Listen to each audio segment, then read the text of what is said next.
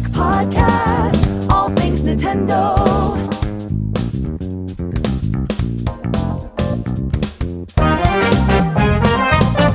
Yeah!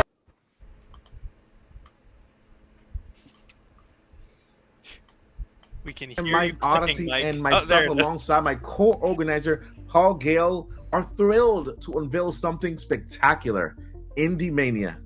This isn't just an event. It's a celebration of creativity, innovation, and the indomitable spirit of indie developers who are shaping the future of gaming. We're calling on all game creators, from the dreamers sketching on worlds on their little notepads to the visionaries coding late at night. Indie Mania is your stage, your spotlight, and your time to shine. And to all the gamers, the enthusiasts, the ones who live for the thrill of discovery, get ready. This summer we're bringing the heat with the coolest games you've never played yet. Sign up, tune in, and join us for an unforgettable journey at Indie Mania, because every game has a story and every story deserves to be heard. So mark your calendars, spread the word, and let's make this a summer to remember. Indie Mania, where the games are as unique as the people behind them. And speaking of unique, let's show you some unique footage of just several developers who have already signed up for Indie Mania and will be there. Roll the clip.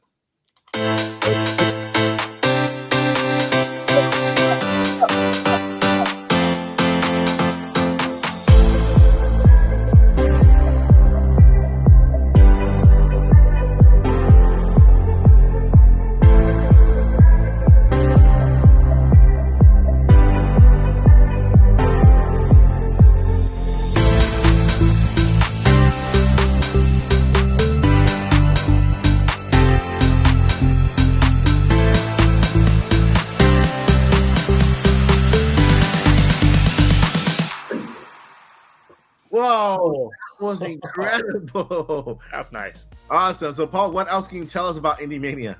All right, so first and foremost, Indie Mania is a digital show this summer in which we are going to bring to you developer interviews, first looks at brand new games, trailers, updates to titles that you want to see more about that you haven't seen in a while, and it's all going to take place online. But on our end, we are actually going to go to some developer studios on site, in person, at their home base to give us a tour, to get to know them, what makes them tick, and see these brand new trailers, perhaps, of some titles.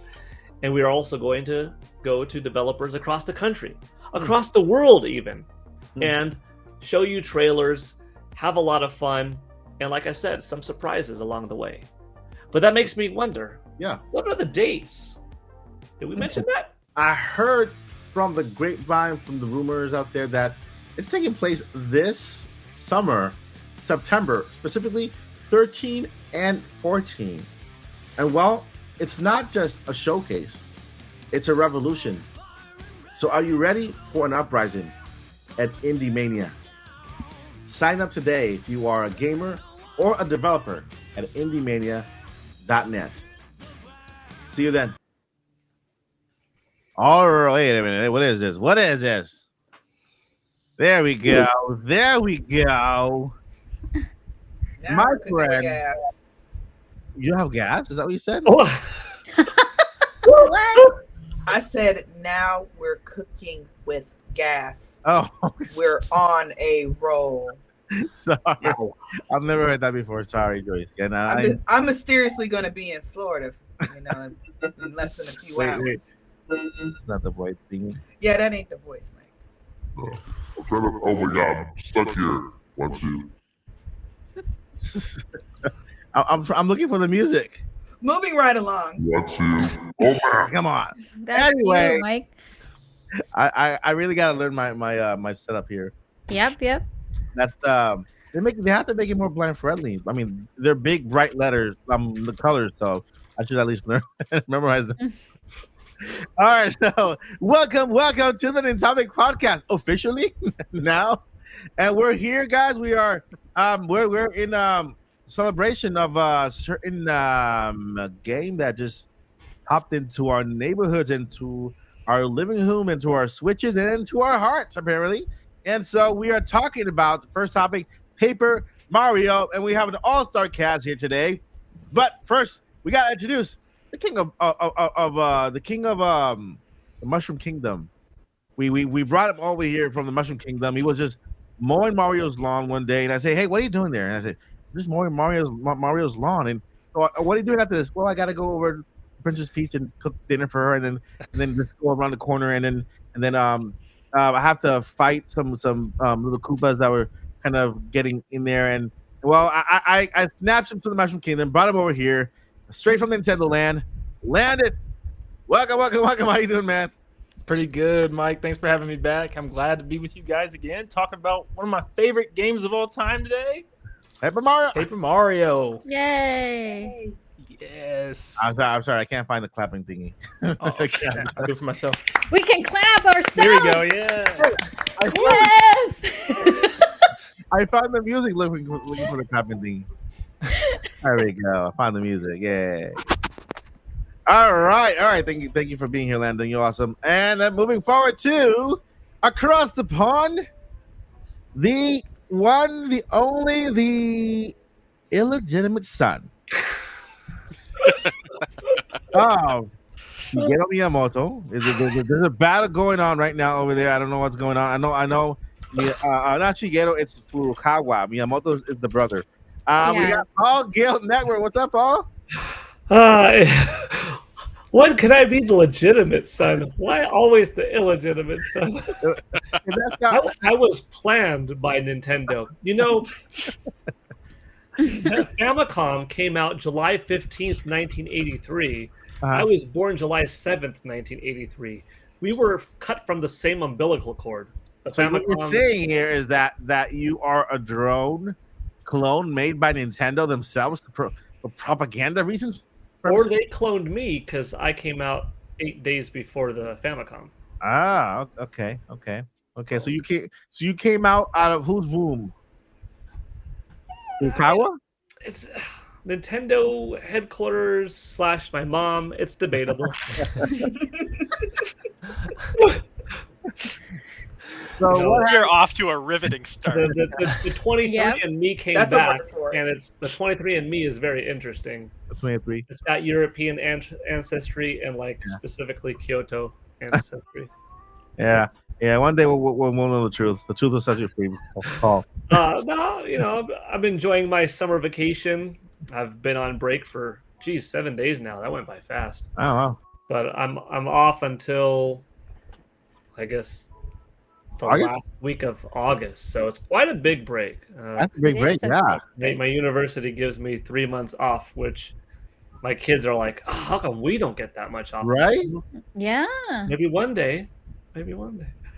That's good. That's awesome. And just across, not across the pond, more like in another dimension, we have the land of Hyrule. In Hyrule, we have 2 residents living over there. They're doing whatever they want. They took over Hyrule. They're doing whatever they want there, and just kind of eating everybody's food, and just especially you go to the castle, you'll find Where's somebody the far away, Joycey? You find wait, let me see if I can change that. Hold on. High five. Put you right there. Okay, now you guys are there you go. So we got Zelda's mama brushing Zelda's hair. Zelda's just complaining all of a sudden because her hair hurts. Mama, it hurts, mama. And so we got Zelda's mama over there, Joycey J. How you doing, Joycey?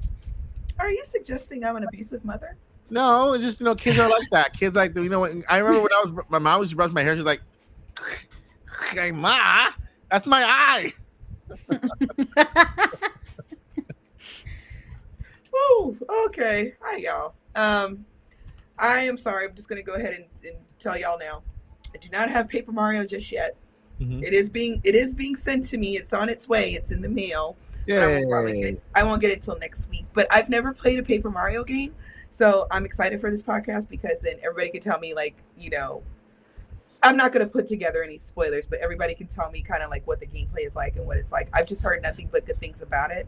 And I'm like, well, now is the perfect time to try it out. So I'm excited for when it comes next week. Yes. Yay. Yes. I'm excited for you because this is my first time playing this one. I played Origami King, which was my first one, and just we'll talk about it later on. But it's just crazy. It's beautiful.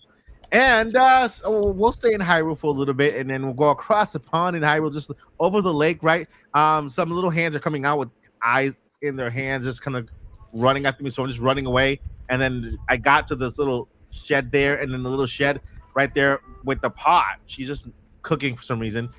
Is Lilly? What's up, Lilly? Hi. What are you cooking? Hopefully something delicious because I don't want to demos food or anything. No, yeah. Hi, how's everybody doing? So yeah, I also got my Paper Mario here. But you know what? I've been seeing a lot of people saying, "Hey, I wanted that sleeve. How come I don't have it?" And they were giving it away on GameStop Canada. That's right. That's right. Yeah, and I got like, I got super lucky, and we got it. So I really like the fact that you have like the GameCube cover. That's I think Canada was the only GameStop that gave away something. That's not cool. Yeah, I know.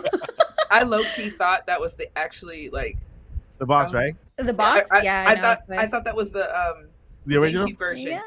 And I was like, oh, okay. Well, that Pretty still cool. works the same game, but You have the back cover is the Switch one. See, that is cool. you have That the is back awesome, man. and the front. Yeah, I got my own plain it's boring. cardboard. Little envious, just a You little. can make your own, Mike. Look at my boring cover here. Look at this. Look, Get a look. piece of Yeah. paper. I'm hitting the camera with it. Look at it. Nah. Yeah. Anyway, who am I missing? Oh yeah, we're going over to Hollywood now. Apparently, Yep. we're to Hollywood now because Mr. Hollywood, California, here is Zach Hendricks. What's up, Zach? What up, Mike? How's it going, everybody? Where did that beard come from? I feel like I haven't seen you forever. I Where'd know that for beard come years. No, I've been rocking this. I think it's just the angle. from? Okay, so it's like It's just a, the angle. Yeah, I was so excited to rock the new setup. Oh, look at this! Look at this beast of a camera. This is bigger than Oh, nice. bigger than a 2-liter. But oh no, We just lost him. No. Oh no. No. He's talking about the camera. The camera booted him out. I think he's back backstage. Okay. Well, The that was camera- Zach, everybody. Oh, he's back. that Okay. was great. Sorry about that, guys. Oh no. You're I- frozen. Frozen disappeared. now. Yeah, Well, the camera that was betrayed you. Yeah, but I am here, Uh-huh. And and we can hear you can hear me, so that's good. I totally hit the power button on my laptop as I went to show. I'm a mess right now. This is crazy. But yeah, but I am doing well. I was kind of cracking up when you were talking about Lilly cooking, and you're like, "What are you cooking?" And in my head, I instantly went to the Gordon Ramsay meme. I don't know if you've seen that one where it's Hell's Kitchen, and Yeah. he's like, Yeah. "What's a meal that you would make in Breath of the Wild or Tears of the Kingdom, like a mushroom something or other?" He's like, "You call this a mushroom, whatever? This is dubious at best," and it's Dubious. just like the pile of dubious food. food. Yeah. But no, I am doing well. I have been up since yesterday morning, which is why I'm rocking the triple shot Oh God. coffee. Hashtag not an ad. But not an ad. But I am so happy to be here. I've been looking forward to this all week. Awesome, and thank you for being here. That's awesome. And on our side here, the other side, we have the chat. You can see the chat on this side because the chat is part of the cast too. You guys are awesome. Thank you for being here. Today we got a good show for you guys. We're talking about Paper Mario. And so we're gonna go around the show. We're gonna get the first impressions on even if it's the first impressions on trailers, because trailers have information too on how the game looks and compared to other games in the past. But I want to go ahead and shoot over to Mr. I think I'm going to call him a Mario brother. Yeah, an official honorary Mario brother, Landon. So Landon's like the third. Well, I'll say the fourth Mario brother because there's a third one that doesn't really come out a lot. It's like hidden somewhere. But I call him the fourth Mario brother, Landon. Well, Landon, talk to us about Mario Party. Mario Party. Okay, Mario Party. Sure. New Mario Sorry Party. about that. Paper Mario. Party. We're having a party, but Paper Mario. What are your first impressions of the game so far? Oh, All right, you played it the very first time around. oh, what was that? Did you play it on GameCube before? Oh yeah, like 50 times. So now you can actually give me your first impressions and then compare. Well, it is literally everything I could have possibly humanely asked for, like to the T. Of course, I mean, my only thing that you could actually argue is maybe like still kind of hoping there's like that little side mode with Luigi and his story and all his stuff. But I mean, besides that, I mean, everything is perfect. It is back to a turn-based RPG. Sometimes less is more, and it shows you that less can be more. It works well. It works really well. It's got its own thing with the button time presses. It feels unique. It feels fresh, and it feels like a dream, Mike. I'm telling you, it just doesn't feel real. I'm still. Yeah.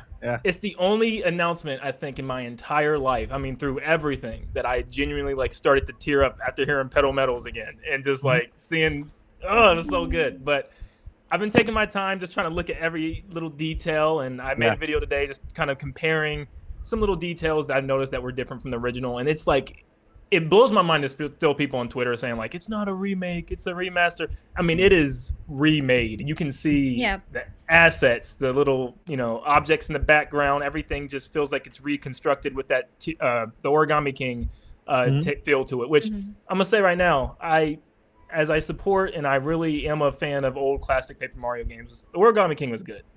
Yeah, I thought it was really good. I'm a big fan of it. I love the open-endedness of the levels. They feel bigger, more, spacious, and you can see like the music is coming over from that game a little bit. The way the art style looks is coming from that game. The shading, the light, it's just so good, and it's just combining the best of both worlds, and it just makes me happy and hopeful for the future that they do continue just to kind of combine both of those games, where we can get those big worlds, but they have that great classic story, the classic combat.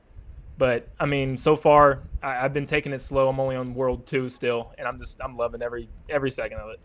That is awesome. That's awesome, and I love to hear it because I also played Origami King. It was my first Paper Mario, and I love Origami King. I thought it was awesome. I because I didn't have the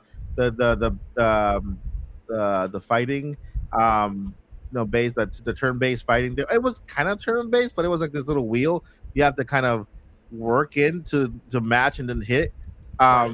Yeah, I actually enjoyed because it was my first one, but I can also see the difference between this one and the other one, and why people prefer this turn-based fighting style, which is a lot more simple, just more toned down. But yeah, I agree with you 100%. Let's move over to Lilly Hyrule. What do you think of the game? What are your first impressions of the game? I just love it. Well, not like I haven't really played a lot of Paper Mario. Like I played it in the past when I was younger, but I never actually finished the games because one of the things that, while I was growing up, I didn't have like the funds for me to buy an actual console, so I was always going and play with my cousins, and that was it.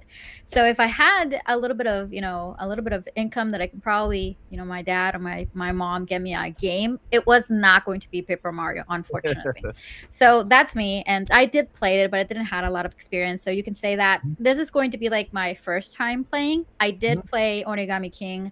I wasn't a fan of the new mechanics or the mechanics on that game because what I remember of Paper Mario was the RPG kind of turns, kind of base and stuff like that. And that's what I missed a lot from a Paper Mario. But it was good. Like I do agree with Landon, what he's saying, that it's a good Paper Mario, especially for anybody that wants to get in, all the other Paper Marios. So I think that Nintendo bringing their Paper Mario IP a little bit more into everybody's radar is great. So I've been playing it only for a bit, and so far I'm loving the mechanics, the way that kind of transition over to the rope cord and everything, the combat and everything. It kind of gives you like the entire breakdown as to how to play and everything. So for anybody that's new to Paper Mario, you're gonna be able to get a hang of it without any issues.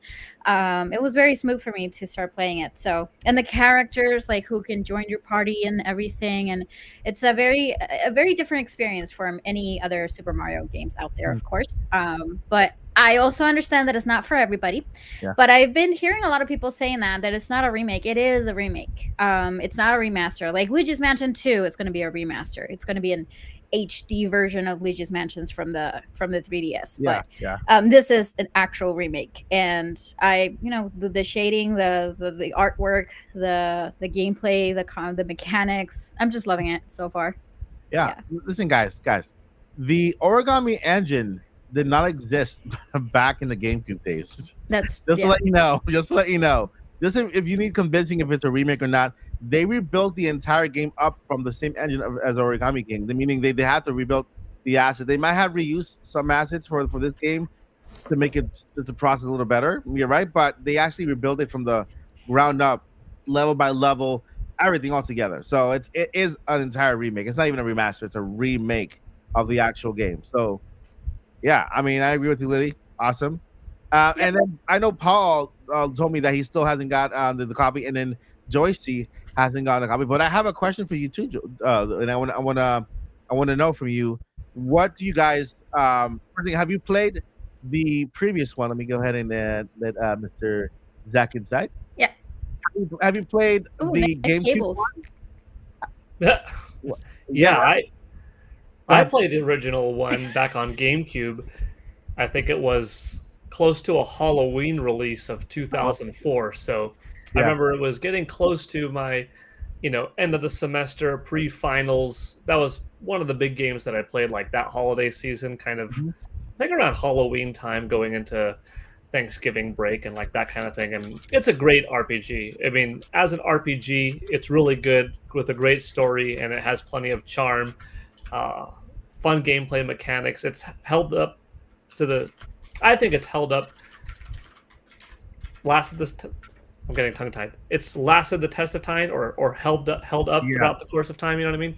But that being said, I haven't played it in 20 years. So just from what I remember, it has held up.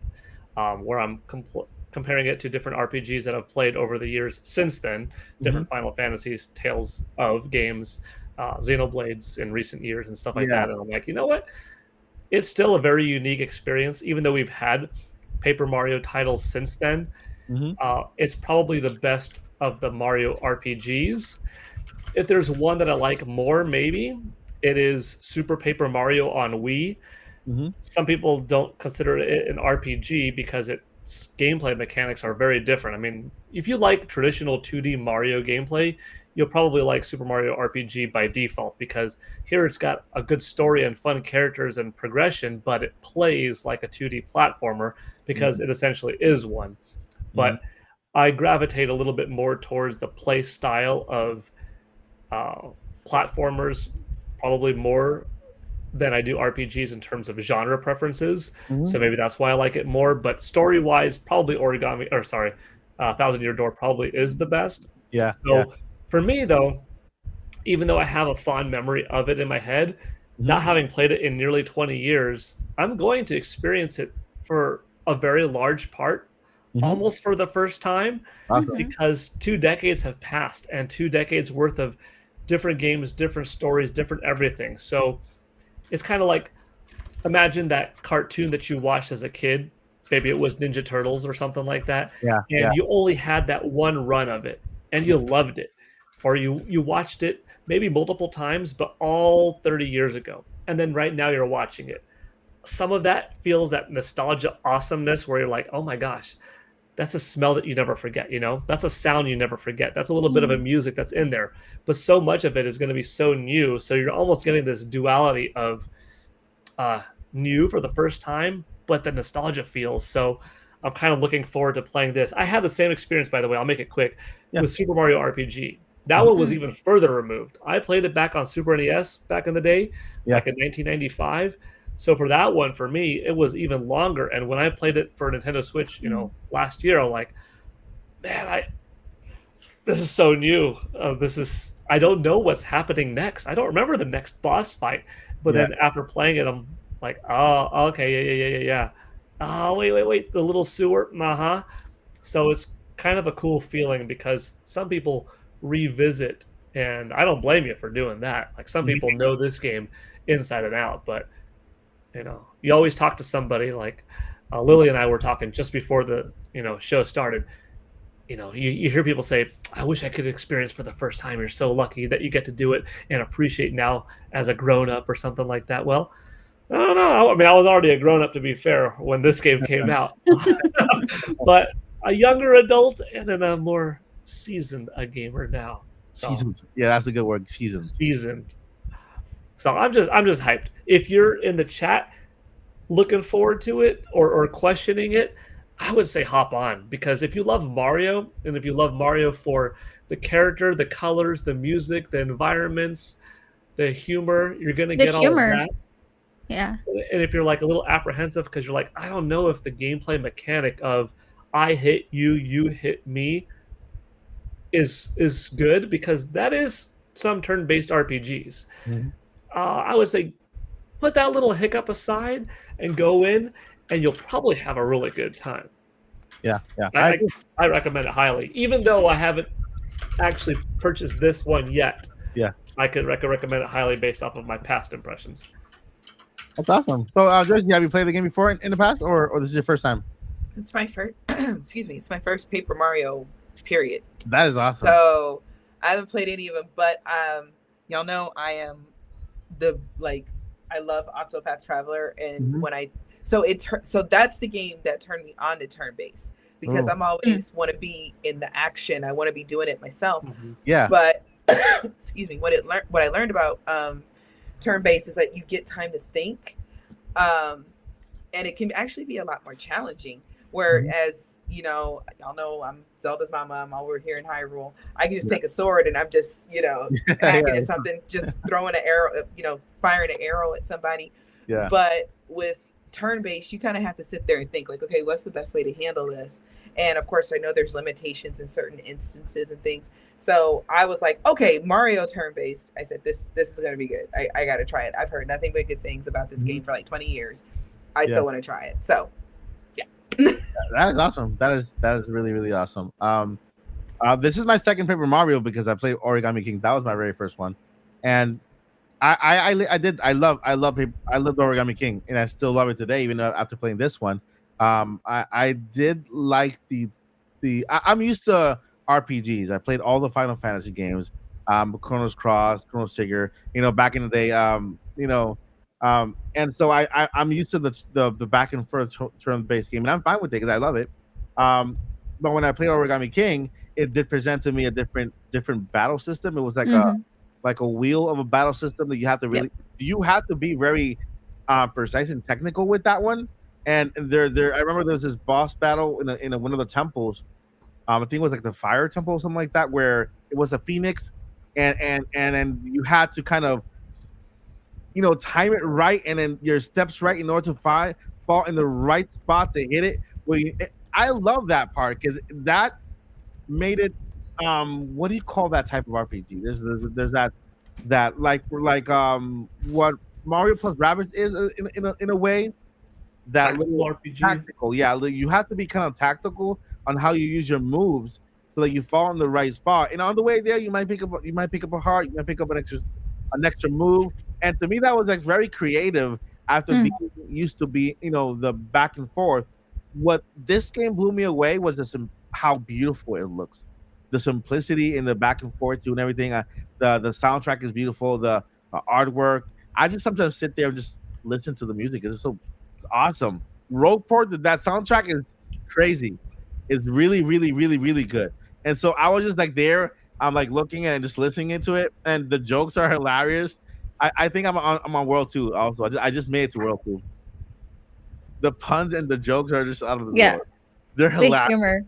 Yeah, that I think that over Origami King, this one has it when it comes to jokes and things in the game. So yeah, I highly recommend it if you guys like to laugh a little bit. But yeah, Zach, have you played Paper Mario Thousand Year Door, or have you played one in the past? Oh, we can't hear you. No. Bring your Check test sound. 1 2 1 2. Check test 1 2 1 2. There you are. There you Yes. are. Okay, You're on I'm mute on here. your headset. I am here. I am fighting technology, but I'm here. Yeah, I have played the original and Thousand Year Door. And what's funny is when I was a little kid, when the original Paper Mario first came out, I know I still lived in Chicago, so I had to be 7 or younger. And I remember renting it from Blockbuster. And Nice. it's so funny because you know, kids are just kind of weird, and like We are. they can be particular sometimes. Like you don't want the veggies touching. So in my head, this is Paper Mario, which means like it's like flat 2D, like it's paper.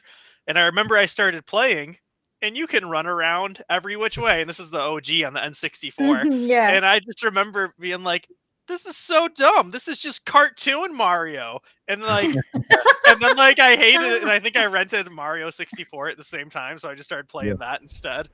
And then Thousand Year Door This is came trash. out. I know. And then Thousand Year Door came out, and that made me dive back in when I was, I don't know, middle school when Thousand Year Door came out, I think. And so I dived back into the original and into Thousand Year Door, and I was just like, what the heck was wrong with little kid Zach? This is a banger. and so yeah, I beat them both in middle school, and I'm pretty excited for this new one. It'll probably be like a week or two before I pick it up, but it just looks so beautiful. I was watching a little bit of some streams, and yeah, I'm so excited, and it just is bringing back like all those feelings, you know. Because this is the spiritual successor to Super Mario RPG. And so good. I love the fact that at one point everyone was kind of remembering where they were back when they came out, and then 20 years later we have the game again, and it's like the same game, but it's a new era, a new point in your life, right? You can actually Paul was very specific about where he was, the time of the day, the year, and everything, because he remember where he was when he played it, and then 20 years later, like Paul is married, Paul has kids. This is grown up Paul right here. You know what I mean. So it's incredible how one game, you know, brought to the present. I got some Zelda Lo-Fi for you, Gracie. You know how one game can kind of put you in 2 periods of time, right?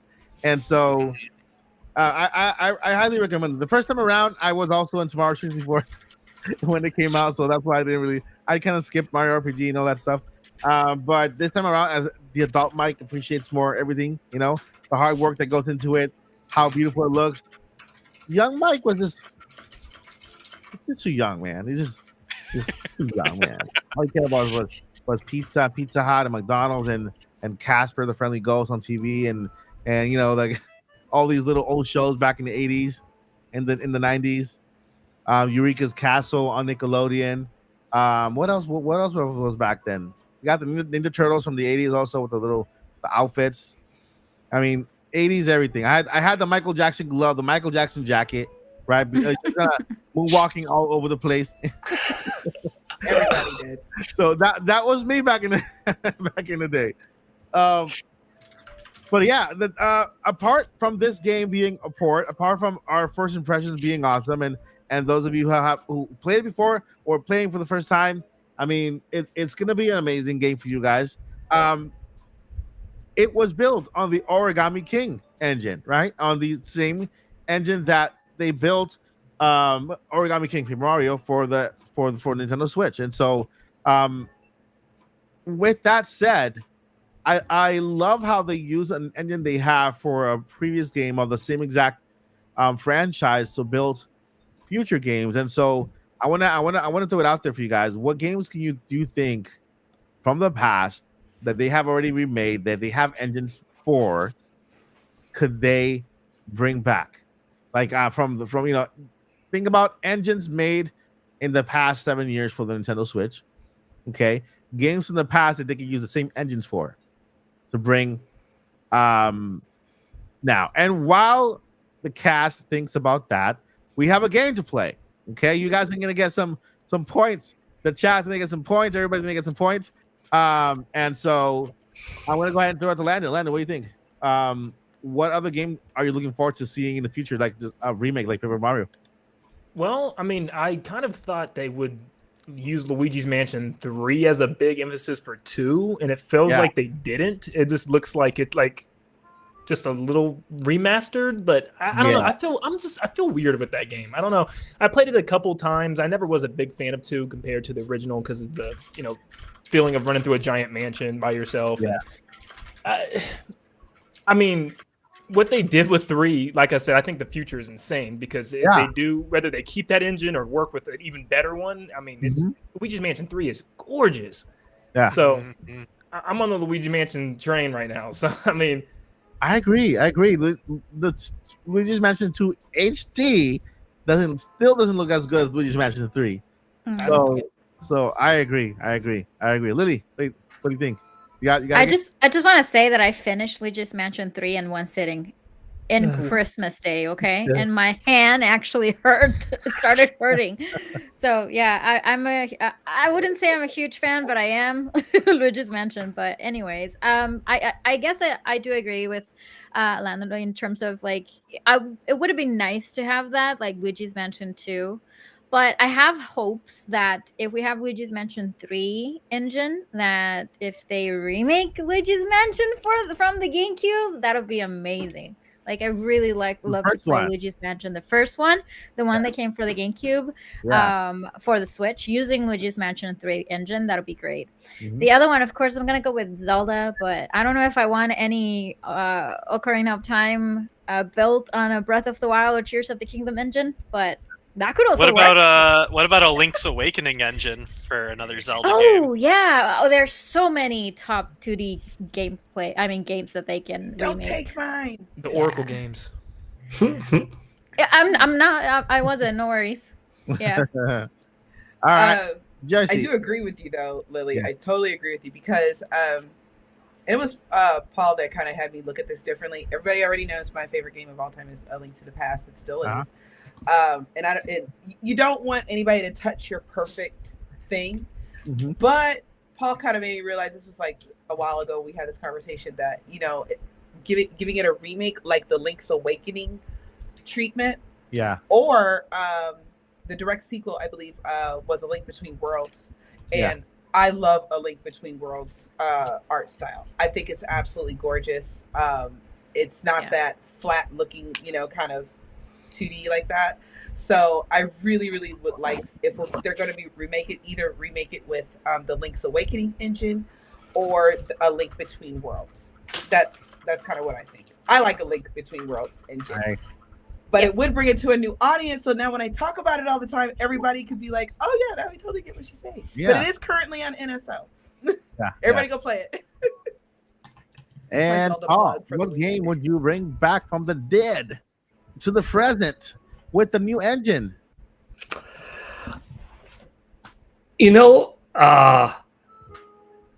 It's already just about perfect the way it is. Yeah. But there's always that accessibility thing that it's difficult for some newer gamers to try something old unless if you grew up with said old thing and going back. Yeah. Like if you have a fond black and white movie that you watched as a kid, as an adult, you could go back to that style of movie or even that movie. But if you didn't and you're doing it for the first time, it could be a little bit too janky. Yeah. And with the resurgence of Metroid, I would love to see Super Metroid remade in like the Metroid Dread engine, because I think for some people it might be a little bit too, even though it looks great to me, and it looks great to a lot of people who have played it, who appreciate that 16-bit high-quality art. But if you just pick a random 15-year-old nowadays who has nothing to do and say, like, what do you think looks better, Metroid Dread or Super Metroid? They're like, oh, probably Metroid Dread. It's 3D polygons and it's got fast animations and zooming in camera angles and stuff like that. Do they have the same appreciation for that? Maybe, maybe not. But, ask the same people, what do you think looks better? Aladdin or Toy Story 4? Two different types of medium, but for some, it is difficult to go back to something old, especially what you're used to. New is all a samey, and not samey in a bad way, but just reality of a different type of look that, you know, society has moved on to, that you're accustomed to. So I think Super Metroid could benefit from a Metroid Dread-like engine, but saved for Nintendo Switch 2, so it's even more robust, more powerful, keeping the original art and integrity of what Super Metroid was, because it does look different also than Dread, but take that Dread engine, so you know you have the ability to play with the camera angles like you could, you know, throw some stuff, and it never ruins the old game.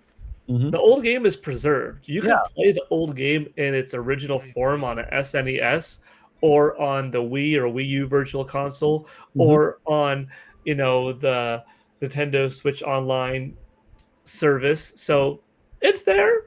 If you don't want to play the new Metroid, Super Metroid, fine. But wouldn't you be happier knowing that more people get to experience a version of one of your favorite games and thus become new fans of the series, buy it more, support it more, make it bigger so that it comes back stronger, so there's more incentive for it to exist and for sequels to come out? And then maybe a small portion will say, let me look at the OG version. Oh, wow.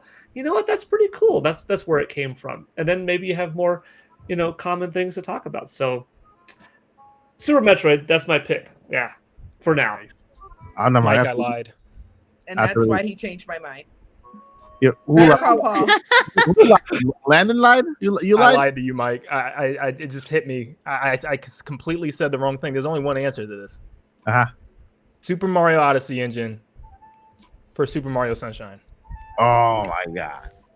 That way, there's all the complaints about the camera and the controls. They're gone. That's it right there. Because it's a really awesome game, and a lot of people didn't like it, and it's like it's really cool. It's just that'll be nice. Full respect. Whenever I hear people complain about the camera in Mario Sunshine, I'm just like, skill issue. Yep.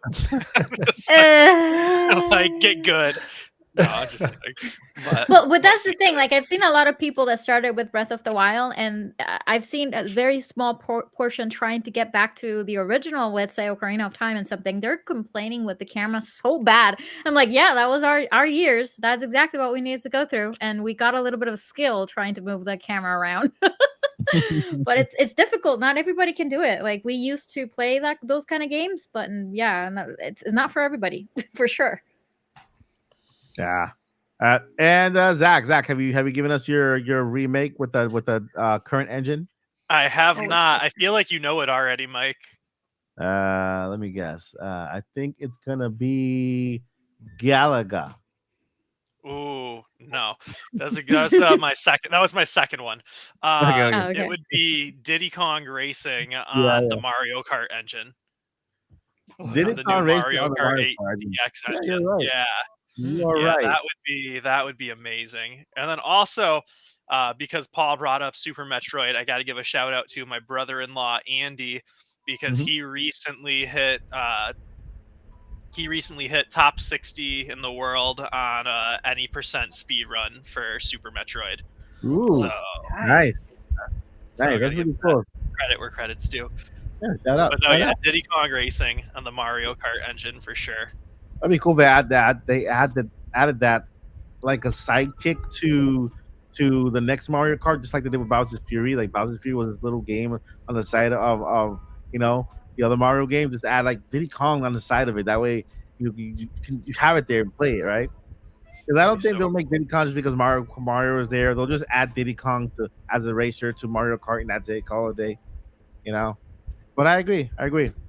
My pick I'm gonna go to Zelda. I want to go to Zelda, and I want to take the Link's Awakening Zelda, which I loved, and I'll take Link's Awakening and put it to I'll put a Link to the Past on Link's Awakening engine. So that's my pick. Link to the Past on Link's. Look at Jesse's face. Very good choice. Very good choice. Thank you. It's a great game. Thank you. Yeah. So yeah, Link to the Past on Link's Awakening engine. And with that, let's go ahead and play a game. We have a cool game here that was inspired by the other game, but this is all. Because we're talking about Mario.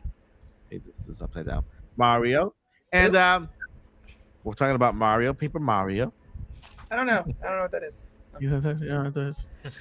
And here I put this game together with all the games in the Mario universe. Okay, so you'll get points for having to play it or own it, either playing it or owning it. So that they both count. Okay, here's the game. Now we're covering the thing. Let's see if I can do this here. Yeah, There we go. That's good, right? What is this? Let me see. All right. So who's missing there? Me. Me Sad. and Joycey. Yeah. Okay, I'll do this one better, right? This one better. Yep. Okay, now we can see everybody. All right, chat. Let me know if you guys can see it correct. Let me know if you can see it well. Now I'm just gonna do this, and just have it there, and then you'll hear our ghost voices. I like We're that it could put us on here. both sides of it, and it just doesn't. It does it, right? I'm like, let me see if I can drag somewhere. It's just that there are too many of us. Hi! I'm in the Like what, spotlight. Take me out, please. That's what happens. It wouldn't let me.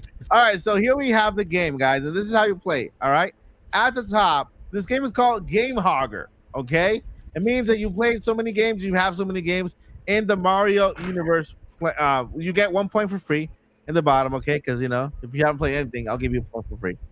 And Yay, we got a point. yeah, and so here we have all the Mario games that were released on Nintendo Switch. All right, not all the Mario games, but on Nintendo Switch.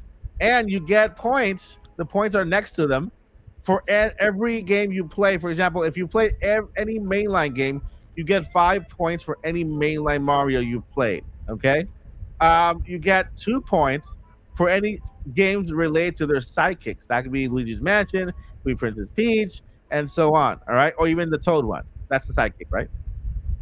Spin-offs, right? What games that have been spin-offs, which is still kind of like spin-off of Mario could be Mario Party, right? Mario Party is like a spin-off off the Mario thingy. Multiplayer games, I think any game you play with multiple people. Side scroller, you get 3 points, and then we got crossover games. I would say Mario versus Donkey Kong qualifies as that. 2 points, and then 2 points for a game in the Mario universe without Mario in it, or Mario's not the main character in it. Nice. All right, so you guys in the chat, go ahead and start calculating your points to see how many points you gained by playing some of these games here. And I'll do the same because I haven't done it yet. Let me get up a level over here. Does it have to be exclusively the Switch version? Any game on this board right here. Okay, cool. Yeah. Because if it's on this board, it's on the Switch. Yep. So basically, yeah, exclusively on the Switch version. Yeah. Okay. Yeah. I do have some music for you to play. It's not the Jeopardy one. I wish I had that one, but it's not. Super. I got you. Super Mario. Super Mario. Hello. It's me. Wow, I was right. Well, that was amazing, Zach. Very good.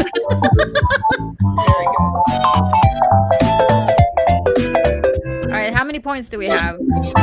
I have no idea. I've played more Mario than I realized. Yeah, I know. I'm just like, oh, all of them except for one. Yeah. Oh wait, except for 2. I was wrong.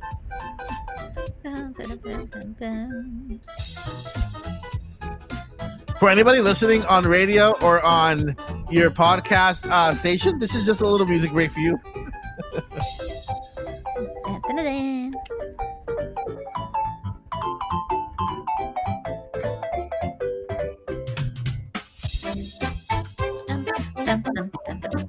Does Mario 3D All Stars count as 3 mainlands? I think Oh, it yeah, does. Yeah, I think it does. I actually forgot to mention the first one here. You see, there's 3 games in one. Yeah. They all count individually. Oh, what? So it's not like you get only 5 points for playing Oh, I was just being goofy. So I got a bonus. Nice. Yeah. So basically, if you played all three, that's 15 points right there. Okay. Nice. Okay. Because Adding that up. the three mainline Mario's in there, and they're all. I don't think they're remakes. They're just ports, right? They're They're ports. They're HD ports. Do you think, Paul? Are they HD ports or just ports? Oh, the Just the ports. 3D All Stars one. Yeah. HD ports. Two of them Right. got full 1080p. Oh, okay. And then, Okay. Yeah. So that's 720p. yeah. So they're HD ports, and so you guys can choose that one individually. So that's more points. Does 3D World and Bowser's Fury also count individually? Let's go Okay, ahead. that's a no. Let's go ahead and say what Lily said. Well, wait. Well, we can't. We don't have another category for it though, because it's not really a spin-off either. It's still still a main Mario game. Bowser's Fury is I would consider a mainline Mario game. Mm-hmm. It plays like a mainline Mario game. It's a 3D Mario game. It's big like Mario 64. It has 120 cat shines. So just like Mario 64 has 120 stars. So yeah, I've played so much more Mario than I thought I did. Right? That's wild. And that still doesn't even include all of them, because my favorite Mario is still the SNES version. Yeah. Even though I like all of them that I've played, but the Uh-huh. SNES version is like my heart. If I sat down, like, that's a good way to, distract Joycey for a few hours. Give me that. Uh-huh. Give me the one on the SNES. The Super Mario World. Super Mario World is what it is. I get it so confused with 3D, and I don't know why. Yeah. Because in my house when I was a kid, it was just like, that's a Mario game. It's Mhm. Mario. I didn't need any other name. It's Mario. Listen, Superman is my superhero, right? So when Mario had a cape, I was crazy. I went nuts. I pretended to be Mario the entire time with the cape running all over the house, and so That's that was awesome. yeah, that was a I'm good sure game. you were so happy about that new look at Superman, the new Superman. Mm. I wouldn't say 100% happy. I'd have to see the movie first. The suit didn't look too great for me at the beginning. I'm still kind of debating on what do I think about it. I don't think it looks bad. But we'll see. It's just I can't really judge the entire thing on a picture. People are going nuts, but I'm gonna give it some time. I do like the emblem. I like the emblem from Kingdom Come. It looks awesome in color, and so I also like the colors of the uniform and also the texture. I think I'm a little thrown off by how much space there is in his upper side of his suit, where you can actually see the suit wrinkle a little bit, kind of, you know what I mean? Oh, like Superman's suit has always been like there on his muscles. You know what I mean? So we'll see what happens. Maybe it's part of the story. Maybe it's one of the suits. Who knows? We'll see then. We're kind of opposites. I love the whole thing besides the emblem. Oh, the emblem. I'm okay with it. I'm okay with it. I just wish there was a little space in the corner of the S and that it wasn't connected. Yeah. I like the emblem just because I know about Superman Kingdom Come. It's a heartbreak story. Hopefully they don't do that. but we'll see. No shade to Superman, but I'll be honest, I'm a Batman girl. And over at Gotham. Yeah, I've always liked Batman because he's an investigator, he's a detective, and he fights crime. He's the best detective there not is. that Superman isn't special at all, because I love him too, but I think what messed me up, and I say this as a hardcore to this day Twilight fan, Twilight the books and the series. When they said Robert Pattinson was playing Batman, I turned the TV off. I'm like, I'm done. No more Batman. I can't have nice things anymore. Apparently, no more Batman for Joycey. I have not watched that movie. I have heard good things about it, but I'm like, Edward from Twilight is playing Batman, and I'm supposed to take this seriously. It's more of a I don't see Superman or any superpowered being existing in that universe. It's a very toned down movie, a very real kind of movie. The new Superman movie. No, the new Batman. No, movie, the new Batman you're talking about. The Robert Pattinson movie. And so I've accepted the fact that Superman will never exist in that universe. Batman is more a detective there, than he is like this super mega gadget guy. He does have his gadgets, but it's not as overblown as other. I think maybe. Does he sparkle if the sun comes out? That's the only way I take Robert Pattinson seriously. Do you want to be spoiled?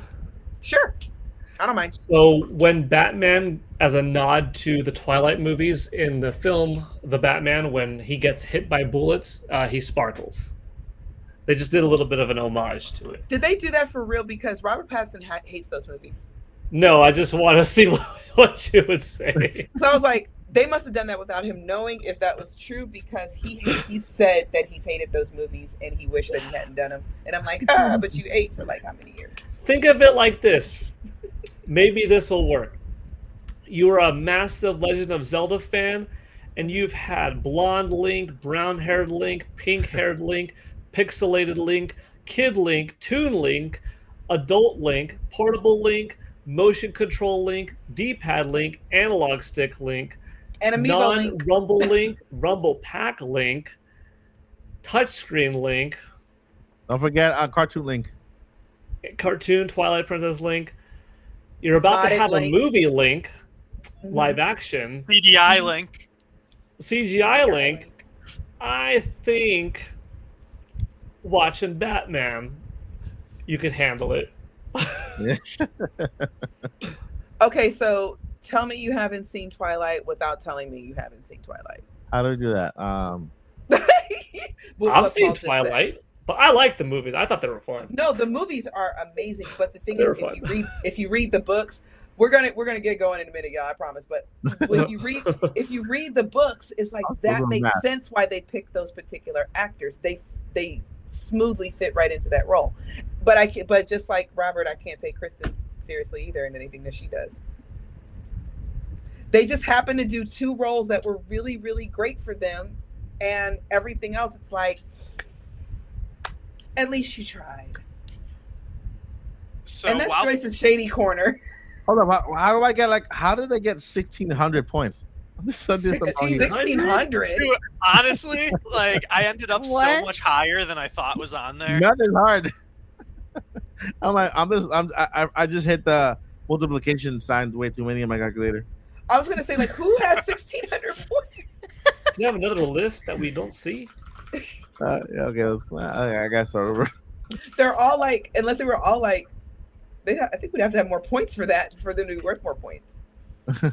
Oh, right, Joycey. While Mike is re-adding his numbers, I was watching today, yesterday, there's a show on Netflix, it's a cartoon called Delicious in Dungeon, and the animation style, it's an anime, but there's this blonde-haired elf who looks so much like Zelda, and I'm like, I want a Zelda anime in this style. And so I'm gonna send you some pictures, and you're gonna be like, "Oh my gosh, this looks like Zelda, and I want it." Okay, I thought of you when I was watching it. Thank you. Okay, so before I even see it, I'm gonna say this: because I'm getting my live action Zelda movie, I have been satisfied. My demands have been met. I'm okay. I'm totally okay with a series. Or something of that nature that is in an anime style, or something of that nature. However, I would like it to be PG-13, at least. I'm not really interested in kitty, like for kids Zelda. With the story, you know what I mean? And I like the way the games do it, because there's so much going on, and they've told you only about this much, but there's so much else going on. So I would be okay with the cartoon story or series like that, because I'm getting my live action movie. My demands have been met. So we can do something different next time after this. I can't wait to see it. All right, I think I'm done. I got my points, guys. If you in the chat are done, you can go. You can just add your points. Make sure you total them up. And make sure that you go ahead and add. I want to see who has the highest score in the chat and here on the cast. If you have 1,600, you've added too much. Yeah, like me. Yeah. 1,600 points. That's a lot of points. Landon probably could hit that though if we had all the every single yeah. game. I was like, And I'm looking that's at not a this bad list right thing. now. I'm looking at this list right now. I'm like, Landon? there's one game that I did not play. So whatever the max is, just subtract that. Landon, have you ever played all of the minus worlds in the original Mario, all 256 of them? I have not done that, no. What do you mean the original Mario? The very first one? So, you have to get a copy of Mario that is not Mario and Duck Hunt. It has to just be Mario. Okay. You put it in the Nintendo. I have it.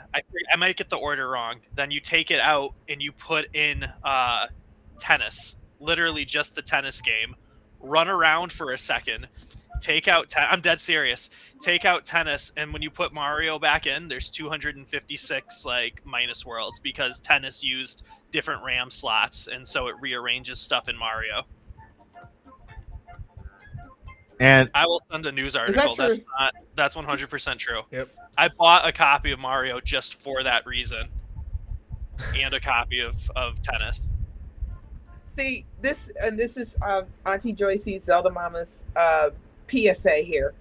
Hold on to your stuff, guys, because you never know when it's going to be valuable. I had the original Mario Brothers without Duck Hunt, and it came in the box with the little booklet and everything. And good God, I wish I had kept it. I have now it. I want to go try. I have it. I got the Mario. I got the two of them. I have the Duck Hunt and Mario, and then I have the Mario by itself. Okay, we got to try Zach's trick, see if it works. I just need to get tennis. The tennis game. Mario Tennis? They don't have Mario Tennis back then. It's just called No, Tennis. just regular tennis. Yeah, just regular tennis. Okay. Yeah. Quick shout out to 110 viewers all across platforms. Thank you so much for being here. You guys are awesome. Thank you. Don't forget to subscribe to each and every one of the channels here, and join Discord and stuff. All right. So am I seeing points? Let's see here. Yeah. I think I'm seeing points. Got 3 points, 4 points. All right, I'm gonna. Oh man, what happened to my calculator? How do I go back? Oh no! 4 points now.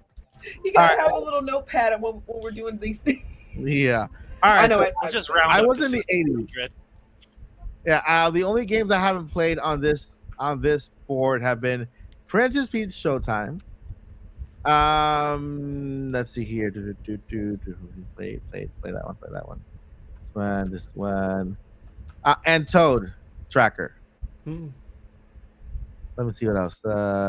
Captain Toad's amazing. It's one of my all-time favorite games. I own. Oh wait, and Luigi's Mansion 2. Those 3 games. So I haven't played Luigi's Mansion 2, Toad Tracker, and Princess Peach. I played everything else, but those 3. So I don't know how many points I have. I'm lost. It also depends on how do you count the game for the points, and can you add multiple categories to the same game? Yep, you can. Ooh. Oh. Yes. Because when I was doing it, I'm I was not like, re-adding. I'm giving Super Mario Odyssey 5 points, but I'm also giving it another 4 because I played through that game a couple of times, and I was cappy for the experience when my kids were playing on their files as Mario. Therefore, it's a multiplayer game. It is, yeah, you're right. It gets 9 instead of 5. You know what I mean? Yeah. Same thing with Bowser's Fury. It was getting 9 instead of 5. Yeah, because you can play as Bowser Jr. You're correct. Yep. Yeah. So that's how the game works. That's how the game works. You can continue to add points. My points might be off because I realized that partway through. I'm like, I got to 76. I've played all 20. I own 19 of them.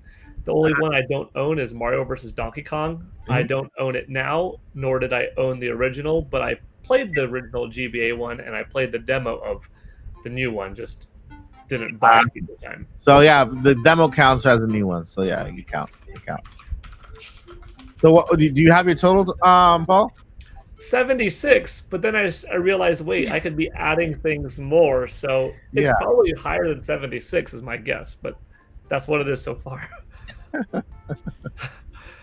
Now I might have to relook. I might have to go I'm back not and re-adding it either. I know. Me either. All right, so everybody Yeah, has their stick final with score. that. So everybody got their final score. Yeah. It's as final as it's gonna be. All right, I'll start with Josie. Josie, what's your final score?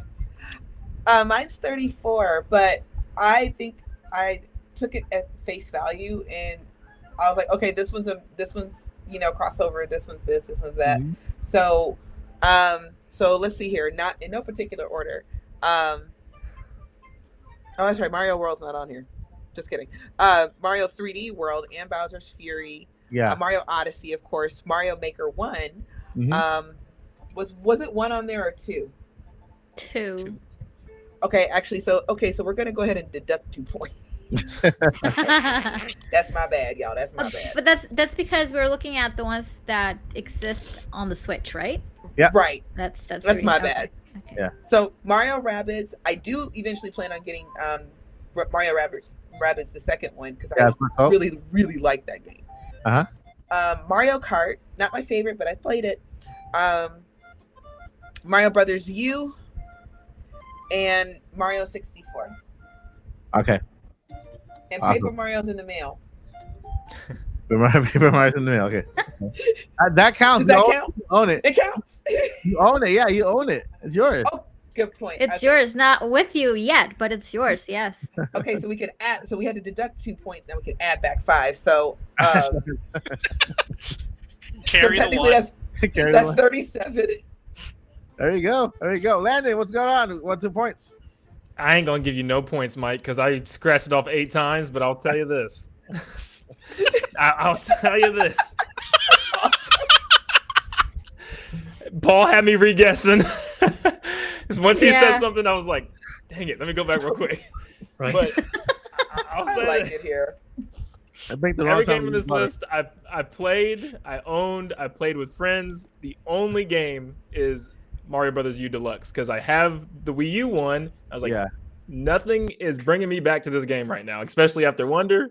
I was like, it's gonna be a really boring day when I want to go out and buy this. So that's the only one. All right. All right. Good answer. Good answer. You have a lot of points. It's just the Tall Show just said, I like how the rest of the stream is algebra. That's hilarious.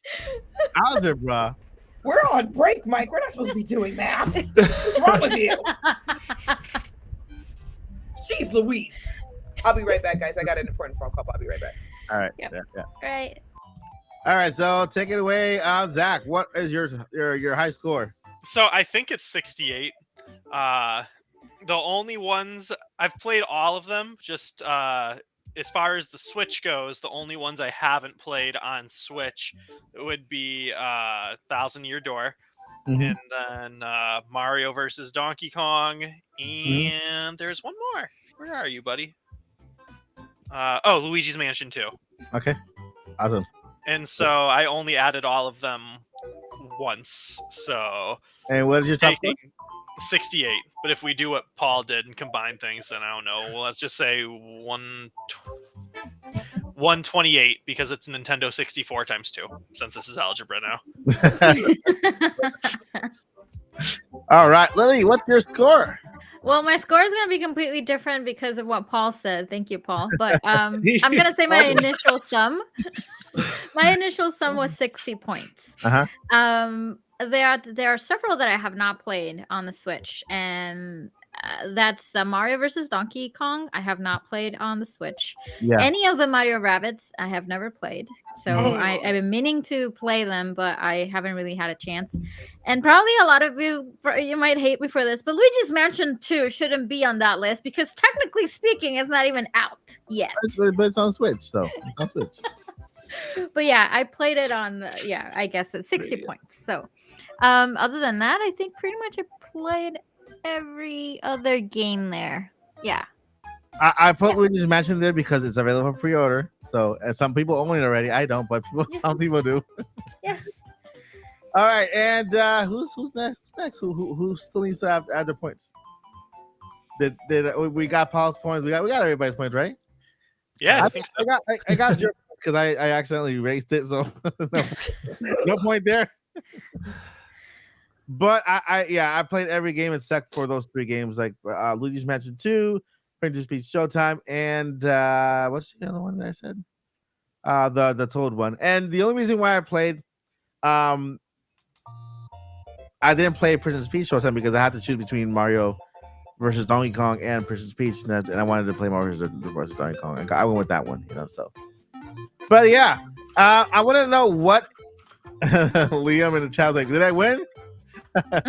Yeah, we all. No, you only got 8 points. A new car. I'm trying to look for the highest score here in the chat, but all I see is got 20, 19. Somebody has 80, which is not bad. 80, that's really good. And that's without Paul's rule. Let's see. Let's see here. Yeah, I think that's the highest score, 80 so far. No, it was over. Got more points. Okay, so Lilly Hyrule got more points. Is that what you put? Oh no, whoever got more points. I'm just explaining to Liam in my chat. Yeah, no, he was like, "Did I win?" I'm like, "You only got 8 points." No, you did not win. You won. Everybody won because we're all winners. Striker, golf, and Olympic Games are not on the list. The strikers. They're not. No, I don't see it. I don't see them. Aren't strikers? I guess maybe they weren't worthy. Never mind. They weren't worthy. Oh yeah, honestly, Mario Strikers on the Switch is probably the game that's disappointed me the most in the whole Switch generation. We're talking about that. Yeah. I mean, what's disappointing about it? It just doesn't play the same at all. What's it about? The Mario Strikers, the soccer one. Yeah, what's it about? It's about soccer. And do you play soccer in the game? Can you play soccer? Can you shoot goals and stuff? Yeah, like there's no like. I miss jumping over other players and all that stuff. It's just it feels more like Rocket League. Like it's very just like linear everywhere. Yeah, you miss it with the wildness, the craziness of the Mario games. Yeah, it used to be very strategic. Like Supercharged, right? I think that was the one for the Wii. Mario Strikers Supercharged. Yeah. That one was like really technical, where the new one's just kind of like, oh, you have a combo, hit this button, boom. Oh, you have this, hit this button, boom. Like, it's very in your face. If you guys got strikers, go ahead and add it. I have it too, so go ahead and add it. Actually, you know what? If you own it, deduct some points. Take away some points. Wait, the fact that I said that I owned it. If the fact that I'm interested in Origami King, because I was trying to think earlier, like where was I when that came out, and why? How did I not pick up on that? Does it count if I just want the game and I will eventually get it within the next? You know what? When I go ahead, Yoshi. Yeah, if you really want it that bad, just add it. Well, it was released during the pandemic, pretty much 2020, right? Yeah. The weirdest reveal ever, too. It was just like one random morning. It's coming out in the month. It's like, what? Yeah. And then you can That always was have the year Wario of there, Animal too. Crossing. Yep. Exactly. Yeah. All right. So that was fun. We had some fun adding some points there. I don't know what was the point of the game. It was to have fun, Mike. Come on, you know this. Oh, what's the point with that? I tried. It was fun. And they made it algebra. The point of the game is there's no new Switch 2 news. And then at the end of the school year, I make you guys do math. Come on. Come on, I'm done with my final. Right. All right. So we have I feel like I'm in school again. What's going on? I graduated years ago. Our next topic is a little better. Well, it's just as good. I think it's about Nintendo Switch 2. Okay, why? Because over the past week we've had a couple of things happening. When it comes to Nintendo Switch 2 that they're quite exciting. The number one reason, something that I did not add on this list. Sorry for that. But one thing that was discovered for Switch 2 involving this game right here, my little friends, is that this game in the code, this game is capable of being played in 4K resolution. Within the code, we found the resolution, that this game can be played in 4K, meaning it's already switched to what do you call it? Proof? Switch to proof? Switch to tested? Ready. Capable? Capable? Switch To ready? Compatible? Switch to ready. Yeah, switch to ready. Compatible, whatever. Yeah. Proof or yeah. So basically, yeah, data miners found that this game could be run in it's the top resolution is actually 4K resolution for this game. And so I this is the very first game they've actually said that about. And that actually makes me excited, right? Because not only does it sound cool, it'll look even more beautiful in 4K, but that also confirms something very cool. Backwards compatibility coming to Nintendo Switch. And I think that every game that was produced from a point forward maybe is all it also has within the code that it can be switch to compatible. It'll have a this one doesn't need a patch, by the way. This doesn't need a patch. The games that were kind of produced at the beginning of the Switch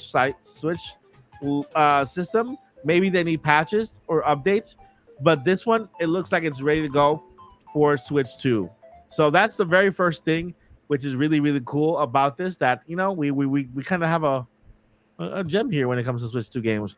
I have a question for you about that, Mike. What? So I don't really know how this works. Would that be on the cartridge version of the game too, or is that like from the downloaded one? Or is it the same code? You know what I mean? It was extracted. It was extracted from the cartridge. Okay, cool. Yeah, they extracted it from the cartridge. I didn't even know these cartridges were capable of 4K resolution. Yeah, I mean. So are we not going to get a new cartridge then for the Switch 2? Will they be the same? I think they'll be kind of. That's a good question, right? Because this looks like a thicker, fatter cartridge from the line. Let's see, but Mike, that kind of goes back to what you have told us, or what you've mentioned several times before. Yeah. The new Switch will be compatible with old cartridges. Yeah, with old cartridges. But Switch 2 exclusive stuff won't be available on OG Switch or Switch exactly, OLED. Yeah, exactly. Yeah. Okay. So yeah, nothing has changed in that regard. These cartridges will be compatible with the new Switch, but the other ones will be compatible with the new Switch. I'm guessing those are just a little bit thicker, right? Or have that little thing sticking on the edge. Or there might not even be cartridges like those ones. I think also we can probably lose the Mario game thing. We're so tiny. Yeah, right. Yeah, there you go. Let me go ahead and hide this thing here. Thank you so much for that. If you don't tell me, I'll just leave it there. What? Hi, Mike. There we go. Oh, there we go. We have a new participant here. Where's who? Where? The game. The game is up. But that's okay. We're talking about Mario. Hi. Mario. It should be there. It should totally be there. There you go. There we go. No. Now we're. Yeah. So okay. So quickly, we got that little confirmation there from what do you call that, guys? Like little data miners, right? Data mining. Data miners. Yeah. And so let me go ahead and continue reading the thingy here. And so follow up the story, Nintendo made a purchase of a studio, right? And the studio is called Shiver Studios.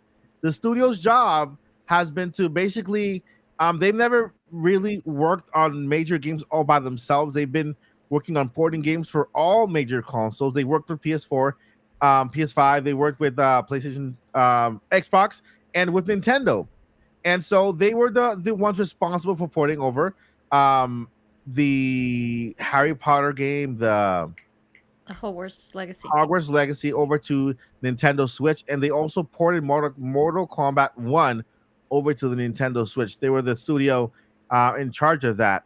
Nintendo made it clear they are purchasing the majority shares. They're going to be a Nintendo-owned studio, but their responsibilities will not change. In fact, they will be giving newer on top of the ones they have. They'll be giving more responsibilities, and they will be basically most likely like a port studio. They can get jobs from PlayStation to port games from either whatever. Let's say there's a game that comes on Nintendo that needs to be ported to PlayStation or Xbox. They'll still maintain their what they've been doing. Instead of Nintendo just saying, you know what, we own you now. You're only working for us. You're only porting games from outside in. Now, then they're going to continue doing what they were doing, and they can get hired by other companies as well. That's good from Nintendo to kind of not really take that away. And so the main thing for the studio is portability, right? Porting games from third parties to Nintendo Switch. There are two things, and with this, I want to throw the question out there about the studio. There are two arguments out there. They say, but why aren't third party companies making games directly for the Switch too? Yes and no. There's yes and no. Some third party yes. Some third party companies have mentioned, yeah, we're working on Switch 2. We're working on bringing our games to Switch 2. So we will build from the ground up for Switch 2, like Microsoft did with the 10-year kind of thing with Call of Duty, not Battlefield, Call of Duty. And so there are other games that already exist that are out there that can be ported to Nintendo Switch 2. So it's not that that third party companies are not bringing their games, is that there are games out there already that have the potential to be ported to the Switch 2, and so therefore that company could basically be in charge of doing that. Throwing the question out there for you guys, what do you guys feel about this? Have you heard about this purchase? What do you guys think this purchase means to you? What are the possibilities? I'm going to throw out this first question over to Paul Guild Network. What do you think about this purchase, and how can Nintendo benefit from this? I think it's a good move. Shiver did Hogwarts Legacy on Nintendo Switch and Mortal Kombat 1. And before someone says like, "Oh no, Mortal Kombat 1, that one didn't turn out good." It was a little rough. bit of What's that? It was a bit difficult, right? The graphics didn't look that great. It was a little bit on WB's fault. I'll blame it on having them rush it to when they needed it by. But in the patches that have come out since, it's a much more solid experience with fewer frame drops, and it's tight, and the graphics look better, and the loading is better, etc. But Shiver also did Mortal Kombat 11, which turned out really good, no problem. So I think between looking at MK11, 1 in time, given more time, and then Harry Potter, like Hogwarts Legacy, it wasn't developed as a base scale game that they made up a little bit more for Xbox Series X and scaled it down a little bit for Nintendo Switch. No, it was made with the envision of, PS4, Xbox One, Series S, X, and 5. Shiver took that code and had to remake the entire experience on Nintendo Switch, coming up with a whole other game. And I think that's why they put so much faith in them. Nintendo did that. That was an impressive feat. This is a very big game that isn't supposed to run on the system. WB didn't create that game from scratch, and like I said, had it scalable, which is easier to do. They had to go into the code and rework it, and they delivered something good. So I could see in general, first of all, third parties being much more coming to Nintendo Switch at the beginning of its life, because they don't have the bad taste in their mouth that they had from Wii U to Nintendo Switch, where they're a little apprehensive about hopping on board. Yeah. Right now, they're coming off of oh man. Oh, speaking of which, I don't want to get too distracted because you get me in sales numbers. I'll talk too long. But Capcom just announced today Resident Evil 6 sold 1 million copies on Nintendo Switch. Resident Evil 6 came out in 2012, October, for PS3 and Xbox 360. So here's a game that came out 7 years later on Nintendo Switch, after most people would have been done with it, played it, moved on, and digital only, and it managed to sell 1 million copies. So I think throughout this generation, it was a wake-up call oh man, if I was an early adopter on this system, I could have had all of my hits day and date. I could have planned differently on Nintendo Switch. Maybe every company except EA is thinking that, because for some reason EA, still didn't bring over Madden, for instance, like one of their biggest moneymakers. But regardless, I think third party on Nintendo Switch 2, we're going to see a lot more third parties want to, but Shiver's going to be there for the ones that maybe it's just a little bit too ambitious, maybe it's a little tough, or some games that are already out that, Bandai Namco, now let's say Nintendo Switch 2 is capable and powerful enough of running Elden Ring, but it's not worth their time or questionable time because they have to move on to the next game. So it's like, we would like it on it, but we don't want to handle the port. And Nintendo says, hey, we'll handle the port for you. Yeah. Because we know that the game could operate and we have a competent studio that's their goal. So Shiver Entertainment, Shiver Studios, I forgot if it's entertainment or studios. They're now us and they will handle it, and that publishing publishing costs, whatever, it could get, mixed up, split, whatever. And boom, there you have it. There you have a game that might not have come otherwise, not because it can't handle it, but because studios moved on to other things and it takes more resources to now go back and do this and that. Same with Street Fighter 6. Maybe Capcom will say, no, we've already got a Street Fighter 6 build ready, go, boom. But maybe some games that came out that, they've moved on from, Shiver will be there. So I can see some good things coming. I'm happy. Yeah. And if anybody, not that anybody asked yet, but it might happen, what about Panic Button? Aren't they good? Panic Button is good. They did Wolfenstein 2, Wolfenstein Youngblood, Doom Eternal, but maybe they were busy. Maybe they weren't asked. Maybe they turned it down. We don't know the talks behind the scenes, but I'm happy with Shiver. I'm happy that they got someone because it's just good. I've always said if Nintendo could get the third parties down, like kind of PlayStation and Xbox have had. Nintendo used to, by the way.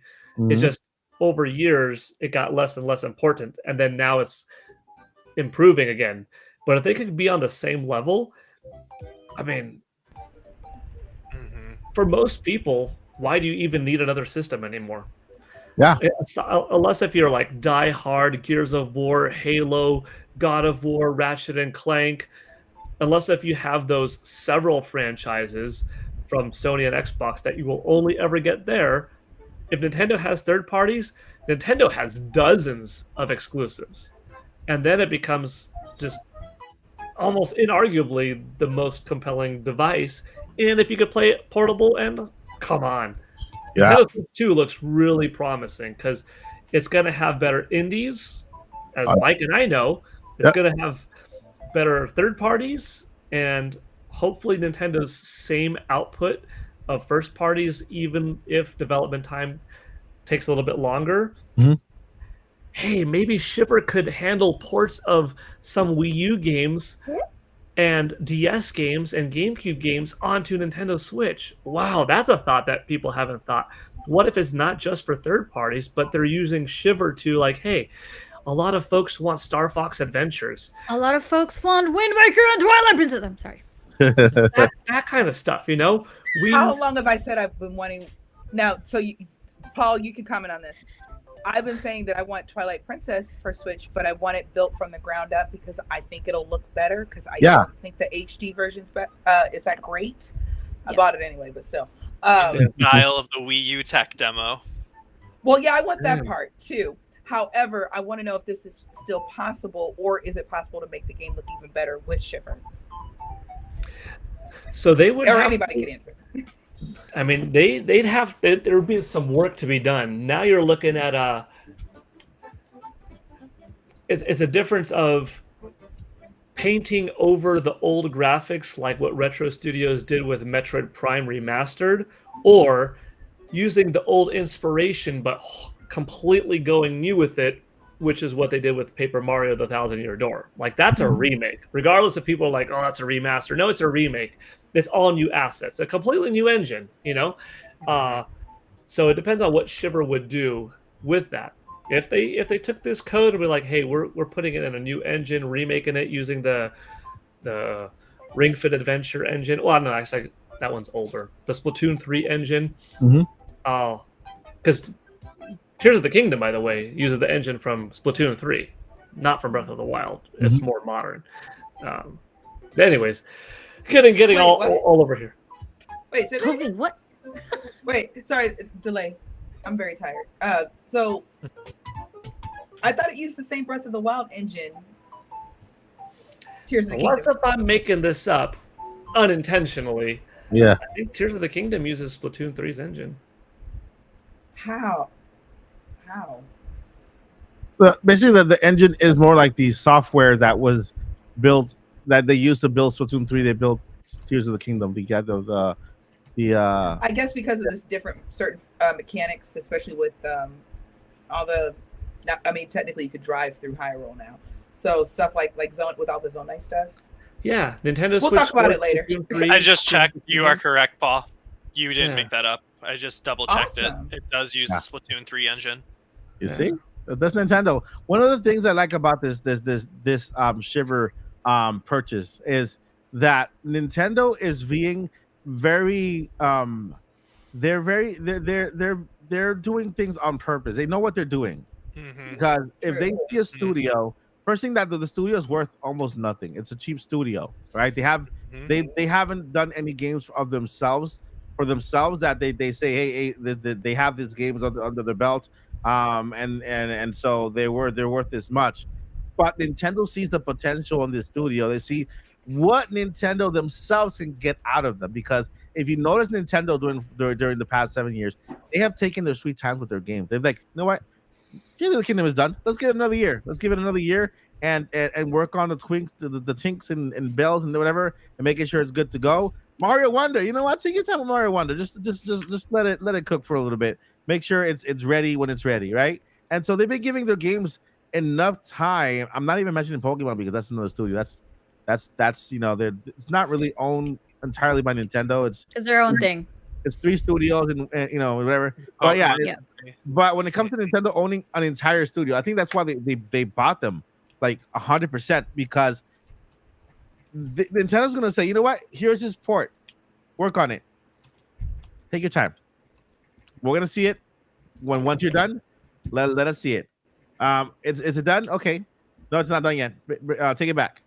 And they're gonna make the game. They're gonna make sure that port is fully crafted before it launches on Nintendo Switch 2. Nintendo can really make this Shiver Studio a really great studio because they see the potential in them and how they ported Hogwarts Legacy, like that huge game.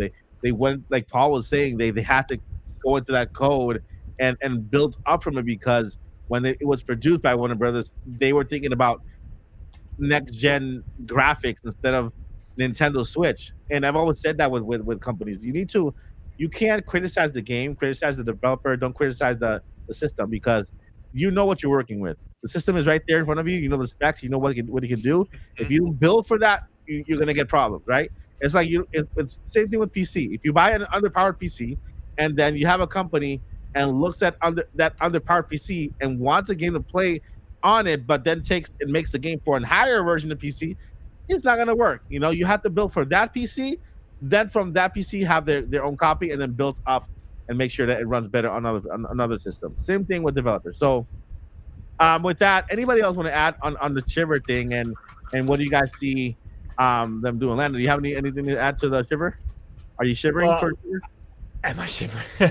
Well, I was just looking at some of their games, and I've seen some people actually commented on some of my videos that they also had 2 Scribblenauts games on the Switch, and they were thinking that maybe something like that could happen again. But I mean, honestly, just you guys were already touching on it. Paul already killed it. Just talking about how the Switch 2 can become this console that you don't need anything else. It's everything. It's got the best first party exclusives. It's got everything you're looking forward to from other consoles, and this is just another step to them making this Switch 2 the ultimate console for users.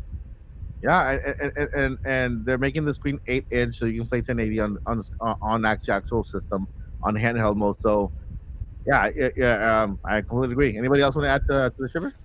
Yeah, I know. I'm pretty excited about it because I don't know. I think I've talked about this on the podcast before, but what drives me crazy is the download size of these games nowadays. And it's not because we have higher quality assets. It's because developers know we can just download day one patches and whatnot. And so we just get the disc and then download the rest. Sometimes there's no disc. And so they know, like, oh, we don't have to optimize this anymore. That saves us development time. We can put somewhere else. And I understand that decision from a money saving point, from a time saving point, like, oh, we can work on other stuff. But that comes at such a detriment and non-quality of life viewpoint for the consumer, and Mm-hmm. it drives me nuts. And when the Switch came out, it proved it. You know, people were saying that like, oh, games aren't optimized anymore, blah blah blah, but like you couldn't really prove it. Where then the Switch came out, and all of a sudden these 200 gigabyte games are getting, you know, 20 gigabyte versions on the Switch, and it was like, wait a second, Mm-hmm. wait a second.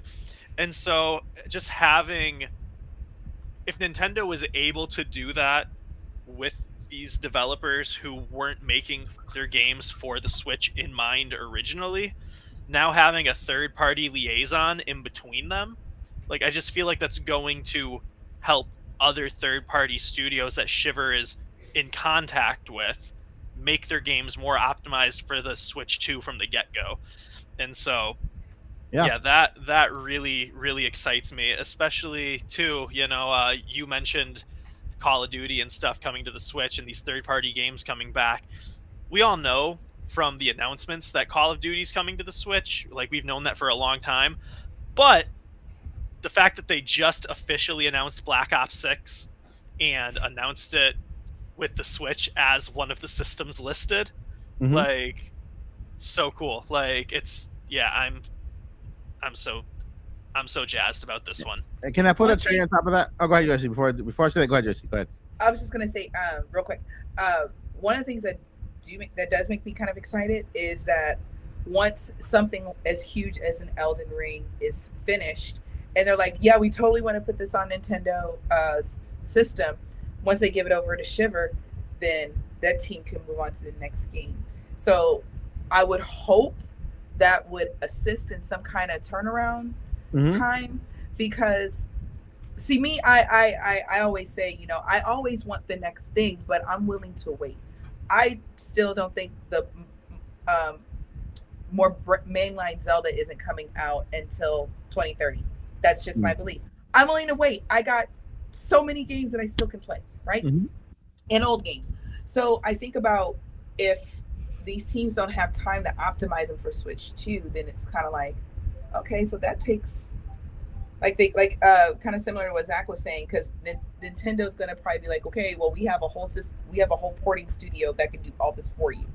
You know what I mean? So it'll give them more turnaround time so they can work on new games, because those games take so long for them to come out, and everybody, like, you know, plays them in like a weekend. And already by the next week they want a new one. So that's kind of what I'm thinking. Yeah. I'm happy either way, though. You know, whatever gets more games, great. Listen. This is part of Nintendo's like strategy to position the Nintendo Switch 2. And I'm gonna say something crazy. I've already said it on the video before, but I'm probably gonna open Paul's eyes like this big. I think the Switch 2 has the potential to beat the Nintendo Switch in units sold in less time. Why? Because not only is Nintendo thinking about, of course, their first party games, Nintendo's thinking about their current base, right? We have 130 something million accounts active or something, 141 million units sold. Nintendo's also thinking about, now with this system more than ever, third party companies. This is proof. The Shiver acquisition. And just in April, cherry on top, Nintendo hired just a little guy named by Gio Gorsi. Who is Gio Gorsi? Well, he is a PlayStation executive who was the head of third-party games over at PlayStation, and now he will be joining Nintendo of America as a AAA third-party portfolio manager. Okay, so he says, this week I began my new gig filled with fun and adventure.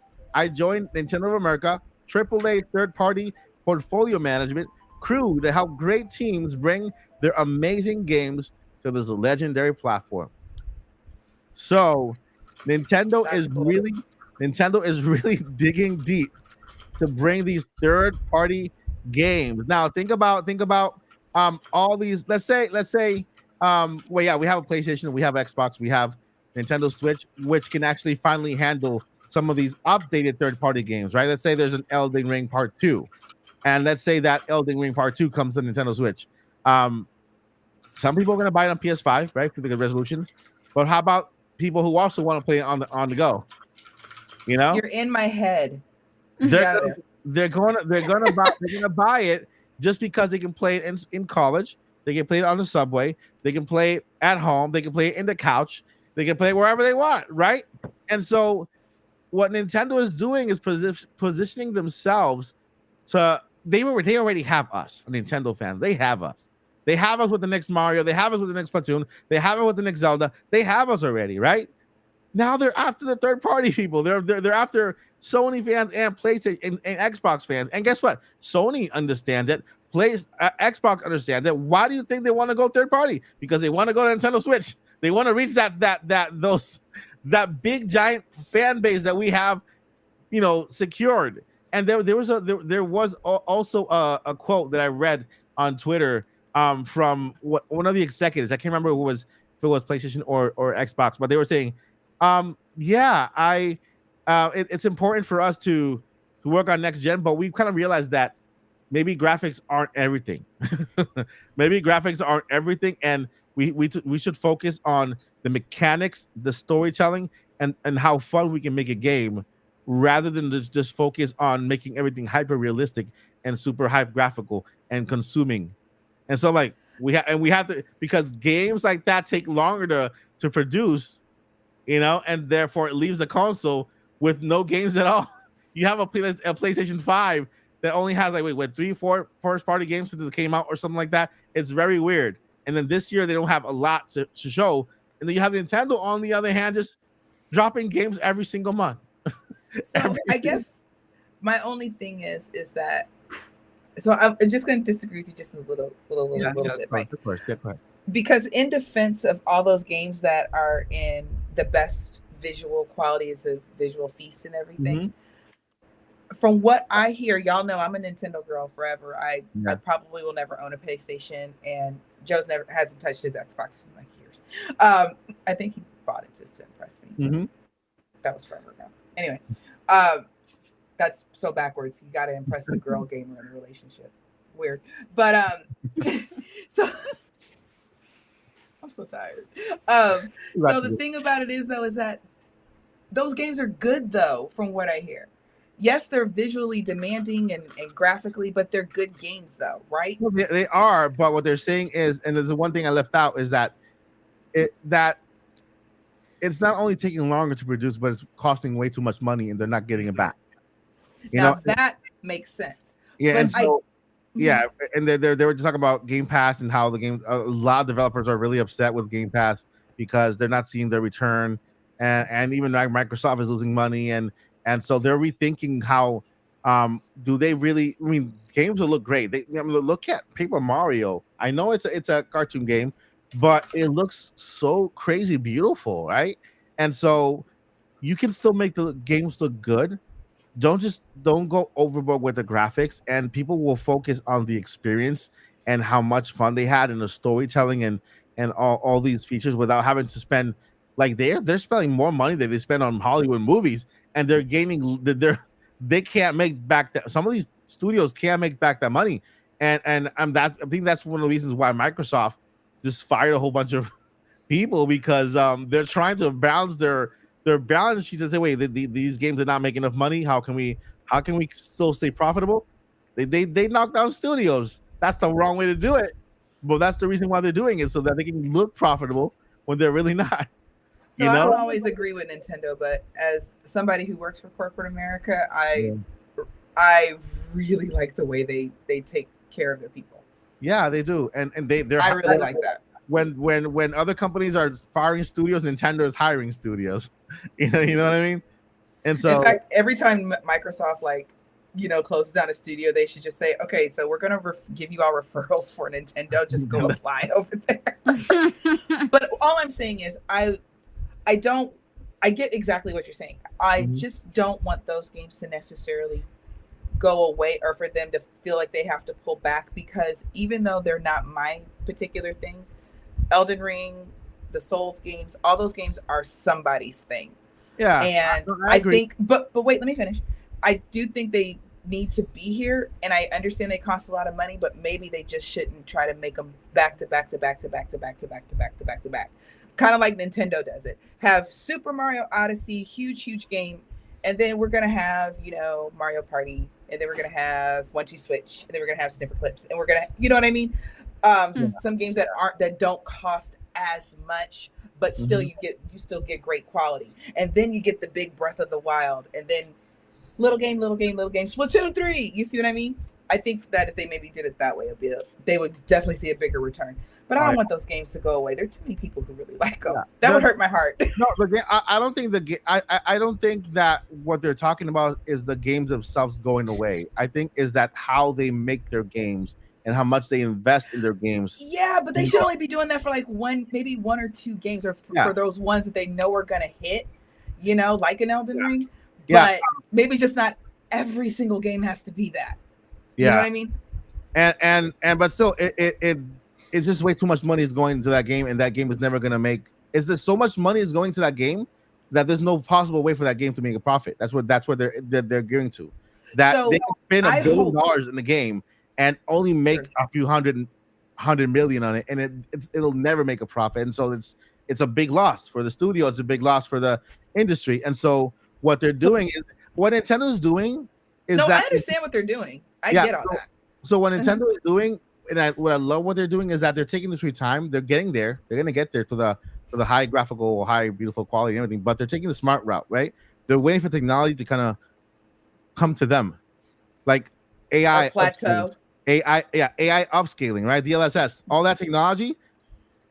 Xbox and PlayStation would have been using it in PlayStation 4 if it were back then to make better consoles. But Nintendo's kind of waiting for that technology to come over here, be more affordable to us in order to continue to make profits on the game. And so that's why, we'll see better games on Switch 2. We'll see more graphics on Switch 2, and we'll see games comparable to the next gen systems. And so I was going to also say, do you think that some of these games, not some of them, but I guess I wonder how more of a statement. I wonder how they're going to do if they come to Switch 2, even though they're older, because you'll get people like me who are like, I don't want to buy a PlayStation. I don't want another console or whatever. But you'll get me to try it if it comes on Switch. So, I think that's what Shiver's for. Yeah, hopefully Shiver will take care of that. Yeah, because if Shiver's able to make these big games small to fit on the Switch, then they also would have the same skill set to make these small games bigger, if that makes sense, to make these small games to squeeze the most out of them. Mm-hmm. All right. So with that, to sum up, Nintendo Switch 2 is going to be awesome. It's going to come with games, next gen system. They're putting all the pieces in its place so that when that system comes out, I mean, I just can't wait to see the next Mario, how it looks, right? The next Mario Kart, how is that going to look? How Animal Crossing is going to look? It's going to look amazing. I just can't wait. And then Nintendo's just doing all the right moves to get to that point, right? So we're going to have, in a perfect world, this is my perfect vision. So picture it. Switch to 2025. Okay, we got we're getting all the big Nintendo games. Mm-hmm. We're getting Nintendo ports, and then we're getting all the third party. That's just so many games. Are y'all saving your money? This your weekly your weekly service reminder. Save your money. If you got paid today, take a couple dollars, put it separately in your piggy bank. Okay, my piggy bank's over there. It's a real piggy bank. It's red. Her name's Miss Piggy. What's crazy about that too is Nintendo's got a direct coming in June. So I'm like, you don't know what else is coming for the Switch still before we get the Switch. I'm so psyched. Because whatever they give us is gonna be great because we've gotten everything. It's gonna be new. It's gonna be new. Speaking of the Switch, I've been waiting for Paul to say this all night, and I am so surprised he hasn't said anything because he is Mr. Salesman. Yesterday, they had announced that the Switch had outsold the DS family in Japan. So let's go ahead and let's let Paul end the podcast with that, and we're after Paul. After we go what do we call it? The segment JC. Oh, Better Call Paul. Better Call Paul. So Better Call Paul. Hashtag. Yeah, after we end with Better Call Paul, then we'll go ahead and then do the outro, and then because I know it's a little late. We're almost entering 2 hours when this is the hour podcast. We talked. We did algebra even for an hour. And I didn't even like monopolize the whole conversation. I know. No, you were great, Paul. You were great, Tracy. You're always great. I'm Paul number 2. And guys, next week, I promise next week, Q&A, we're gonna do it during the podcast. You don't have to super chat to be part of the podcast. We're gonna keep an eye on for your question or for your addition to any topic, and we're gonna highlight for you. Okay, just because we're not doing Q&A today, we're gonna go ahead and next week for the podcast, your questions are gonna be part of the podcast. So it's gonna be like a all together singing along happy tunes and holding hands and kumbaya thing, Yeah. We're gonna have a Coke and smile. Yeah, and stuff. All right, so Better Call Paul. Paul, what's the what? Can you give us an update on that? And then I predicted something on Twitter when it comes to when Nintendo's gonna hit those sales. Can you elaborate on that and give us your opinion on that as well? Sure. The first question, I guess, on the Nintendo DS thing, it's a little bit weird because I follow the Famitsu sales every week, so I knew. I mean, I think I was close enough that last fall I said by the end of April or May, Nintendo Switch will pass Nintendo DS in Japan. And I was really, really close. I wish I should see if I could scroll down and find that tweet because I had it down to like almost this week or something. However, let me find it. I'm pretty sure I can find it real quick. It's gonna be some scrolling. Like I don't know, But here's the weird thing. Nintendo kind of took a little bit of the accuracy out of the way because a few weeks ago Nintendo said Nintendo Switch has now passed the Nintendo DS in Japan and is the most successful console ever there. This announcement was a few weeks ago. So their own internal numbers for Nintendo Switch units in Japan must be a little bit different than Famitsu's. Likewise, their internal numbers of DS is different than Famitsu's because finally, as of this week, according to Famitsu, Nintendo Switch passed DS. But Nintendo said a few weeks ago that it already did. So I was like when it happened, I remember that day and I'm like, it didn't happen yet, at least not on our publicly available side, courtesy of Famitsu. But I guess if you have to trust someone, you would trust Nintendo. But regardless, it's officially official on everybody's tracker that Nintendo Switch has taken over DS in Japan. And what was your question about the... And the other is right now that was in Japan, so we still need to pass DS here in the United States. Yeah. And then after that we have PlayStation with 160 million, right? Supposedly. Was that your tweet? Yeah, that's just yeah. Was that your tweet about the sales, Paul? Yeah. I just kind of made like a little time. I was asking Paul. Oh yeah. If it was his tweet about the sales and the software. Because I found that one. Is it recent though? Kind of. Is sales from it was just here. Sales from May 13th through 18th. So that's now though, but you're just saying you made the prediction a year ago. Oh, okay. I'm sorry, dear. Yeah. I thought you meant something you posted this week. No, it was more like a prediction. I do this thing where I look at the past data and I'm like, this is how many weeks of 100,000s we have, and then it goes down by 15% on this year to 85, and it looks like it goes down by 14% the next year to okay, now it's at 67. So I use this, and then I kind of average out, and I figure it out, and then I make these predictions of what I think it's going to be, and usually it's pretty close. And then I okay, well, an Animal Crossing came out here. That was that year's March game. This time we have Monster Hunter Rise as this year's March game. Kirby and the Forgotten Land that's this year's March game. So I give a little bit of a multiplayer boost to that. And I don't know. It's Nintendo math, or Math-tendo. Is Paul sales savant? It's Paul. It's just Paul. Better call Paul. Using his magic when it comes to numbers and stuff. I like that stuff. And then the other part was very quickly, just to go over really fast, was that yeah, that was in Japan, right? We have the yes, the Nintendo's the best. Yeah. The Switch is the best-selling console in Japan. Now we have the yes here with 154 million. Am I not mistaken, right? And Nintendo still has so last number was 141, 42, 43, somewhere around that number.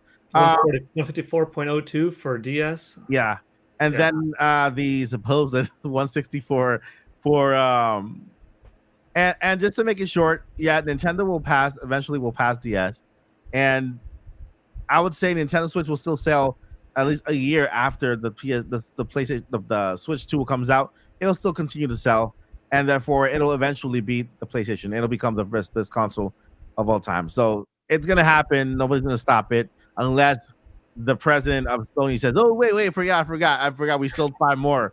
I found 5 more receipts that I had in my left sock." But anyway, they got lost in the dryer. Wait, right? Got lost in the dryer. You know how many receipts I lost in the dryer, Yoshi? I've lost so many receipts in the dryer. It's my fault. I admit it. No, it's not. Because I'm going to tell you a little secret. And Lily could possibly vouch for this. I carry a very big handbag. I would go get it just to show you so you guys could laugh, but it's in the other room. But all my receipts somehow end up in that bag. Like, it's not like I come home and actually pull stuff out of my purse that because I'm home now. The receipts, they just magically stay in there. Wow. They, and so I literally, like, probably once a week, if I've done any shopping, or every other week or so, I dump all this, just dump out my purse, and I have all these receipts, extra napkins. Oh, there's a mint. Snacks, drinks. There's that's where that empty half drink bottle of water went. And then what do I put back in my purse? My wallet, my phone, and my receipts. And the receipts? No, because I'm cleaning out my purse at that point. I'm cleaning out my purse. So that's the only thing that goes back. So you're not the only one, Mike. All right, I feel good. I feel better. All right, guys, guess what? That is the podcast. It's now time to go over our all-star cast and let you know where they can be found and what they have going on this week and the next. So I'm gonna go ahead and start with our guest today, Mr. Landon, all the way from the Mushroom Kingdom, the fourth brother. What's up? What do you have going on? Well, you can find me Nintendo Land on YouTube, Twitter. I am gonna be covering Paper Mario probably till the Nintendo Direct. Be comparing the original game to the new game a lot, and probably ranking a lot of things like the bosses, the worlds, the chapters, stuff like that. So lots of Paper Mario content. That is awesome. You can also catch Landon every rare Mario podcast we have here on the podcast. He'll pop up every now and then to give it, whenever Mario shows up as well. My money's still on a big 3D Mario coming soon, so Landon will be back probably very much sooner than we think. So I didn't forget about that, Joyce. I'm still on it. I'm waiting. Hold hands with me, or high five me. There you go. All right, it's gonna happen. It's got to be soon. It's got to be soon. And take it away, Paul. What do you have going on? Where can we find you? I'm on Twitter, X, and YouTube at Paul Gale Network on both of those platforms. YouTube didn't do anything too recent, but I've been sitting on a certain unboxing of a nice statue for a while, so I might do that before too long. So I might have a pretty cool unboxing video of a neat statue that it's old, but I just haven't opened it yet. So that's kind of a tease, I guess. And on Twitter, the usual video game hypothesizing, a little bit of news and sales numbers. Yeah, and listen, you have to go to Paul Gale's Network's channel because it's like a time machine, like a toy store for Nintendo fans. He has all these videos from the past and from the present about Nintendo, the places he's gone to. He went to Nintendo Live last year. He has a really good video on that.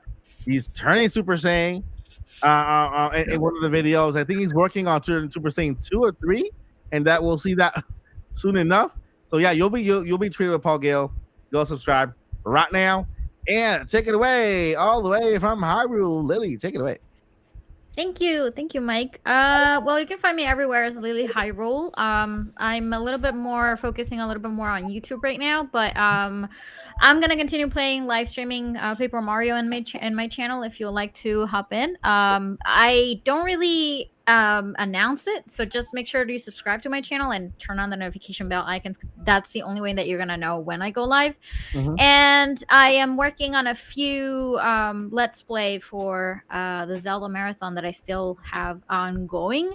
So stay tuned in my channel. I'll be uploading all of that in the channel and more videos coming your way as well. So I'll be a bit more active there. Yeah.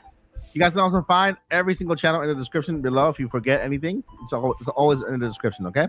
And then we're moving over to Joycey J. Santa's Mama. How are you, Joycey? Where can we find you? I am Joycey J. I am on Twitter. I don't have a YouTube or anything. I'm sorry, guys. This is your home. Nintopics Podcast. This is your YouTube. Yes. Well, it's Mike's, but thanks to him, I get to be here. So yeah. But I'm on Twitter at DJ Joycey. Just a crazy old lady who loves video games. And last but not least, Mr. Hendrix himself, the voice, Zach. The What voice. up? Andrew. So you can find me. Gotta mix it up a little bit. You can find me pretty much everywhere at Zach Hendrix Voiceover. My YouTube channel is Zach Hendrix Media, but if you search Zach Hendrix Voiceover, that's technically the URL, so it still comes up. And then on Twitter, I am Young Calf Zach. And yeah, that's pretty much it. I stream Smash on Fridays, but I have been getting my Discord server renovated by the guy who did Chick-fil-A's Discord servers, and he will finish that tomorrow. And so I will be doing Smash again starting next week, and I'm pretty excited about that. Quick question. Do we all get free chicken? Oh, yeah, Always. that's very important to know. Okay. Always. From Wingstop, though. Chicken is chicken. I'll take it. Wingstop's good. Wingstop's so good. I don't think we have a Wingstop here. Is that the one with Pizza Hut in it? Or is that the Wingstop? Or is that another Wingstop? No, Wingstop's the green one. Well, we have a fake Wingstop that's like part of a Pizza Hut. I think that's one like a... No, Wingstop has the best ranch out of any place you're going to go. Yep. Interesting. All right. So you can find me here at the Nintopics Podcast and at the Mike Odyssey channel every single day. I'm off schedule. I release videos throughout the week, 4 to 3 to 4, whatever. Because I'm still working on the Mike Odyssey show, putting together a show since like the beginning of the end of last year. I'm really working really hard on this show. It's only gonna be three days a week because it's a higher quality produced show. It's actually a Nintendo talk show. Okay, so it's like pretend you're watching Jimmy Fallon for families. Okay. That's gonna be the Mike Odyssey show. We're gonna have about 10 minutes of not 10 minutes, 10% news, 10%. Let's call them doodads, okay? 10% doodads, and then we're gonna have guests. We're gonna have confessions. We're gonna have a whole bunch of things in the show. It's gonna be really cool, and I can't wait to show you. It's happening very soon. Did you say confessions? Yeah, confessions. I can tell you right now, there's one of the segments called Controller Confessions, where one day Landon is going to come up and just tell us all about his controller confessions, like things that, embarrassing moments in his gaming life, and taxi cab confession. No. You weren't supposed to say it out loud. I read that. I'm like, I don't know what that is, but yeah, you weren't supposed to say that out loud. Hopefully nobody caught that. But anyway. Yeah, this is a little segment that we might have in the show. It's always gonna be random. You're never gonna know what you're gonna get, like the box of chocolate. And so we're gonna, it's coming very soon. So hopefully you'll get the pilot maybe this week or next week. But it's coming. It's gonna be awesome, and I hope you guys love it as well. Along with the entire podcast, and of course, I'm playing Paper Mario on my own first. Right, once I beat it, I'm gonna be streaming every single Zelda game. I'm gonna start with Zelda 1 on the NES. And then move forward to all the games until I've actually played all the games. I need to make Joycey Do I have to be on standby for this? I was just getting ready to ask. Do I have to be on standby for this? Yeah, I mean, if you can help me, you can be my guide, Lily and Paul, and who's ever played a game before. If I find myself lost, like I was with Wedding Breaker at one point, then Zelda won. Should we tell him, y'all? No, don't tell me. All right, show funeral. Don't tell me. I'm being funny. All right, my friend. Not like that. That is the Nintopics podcast.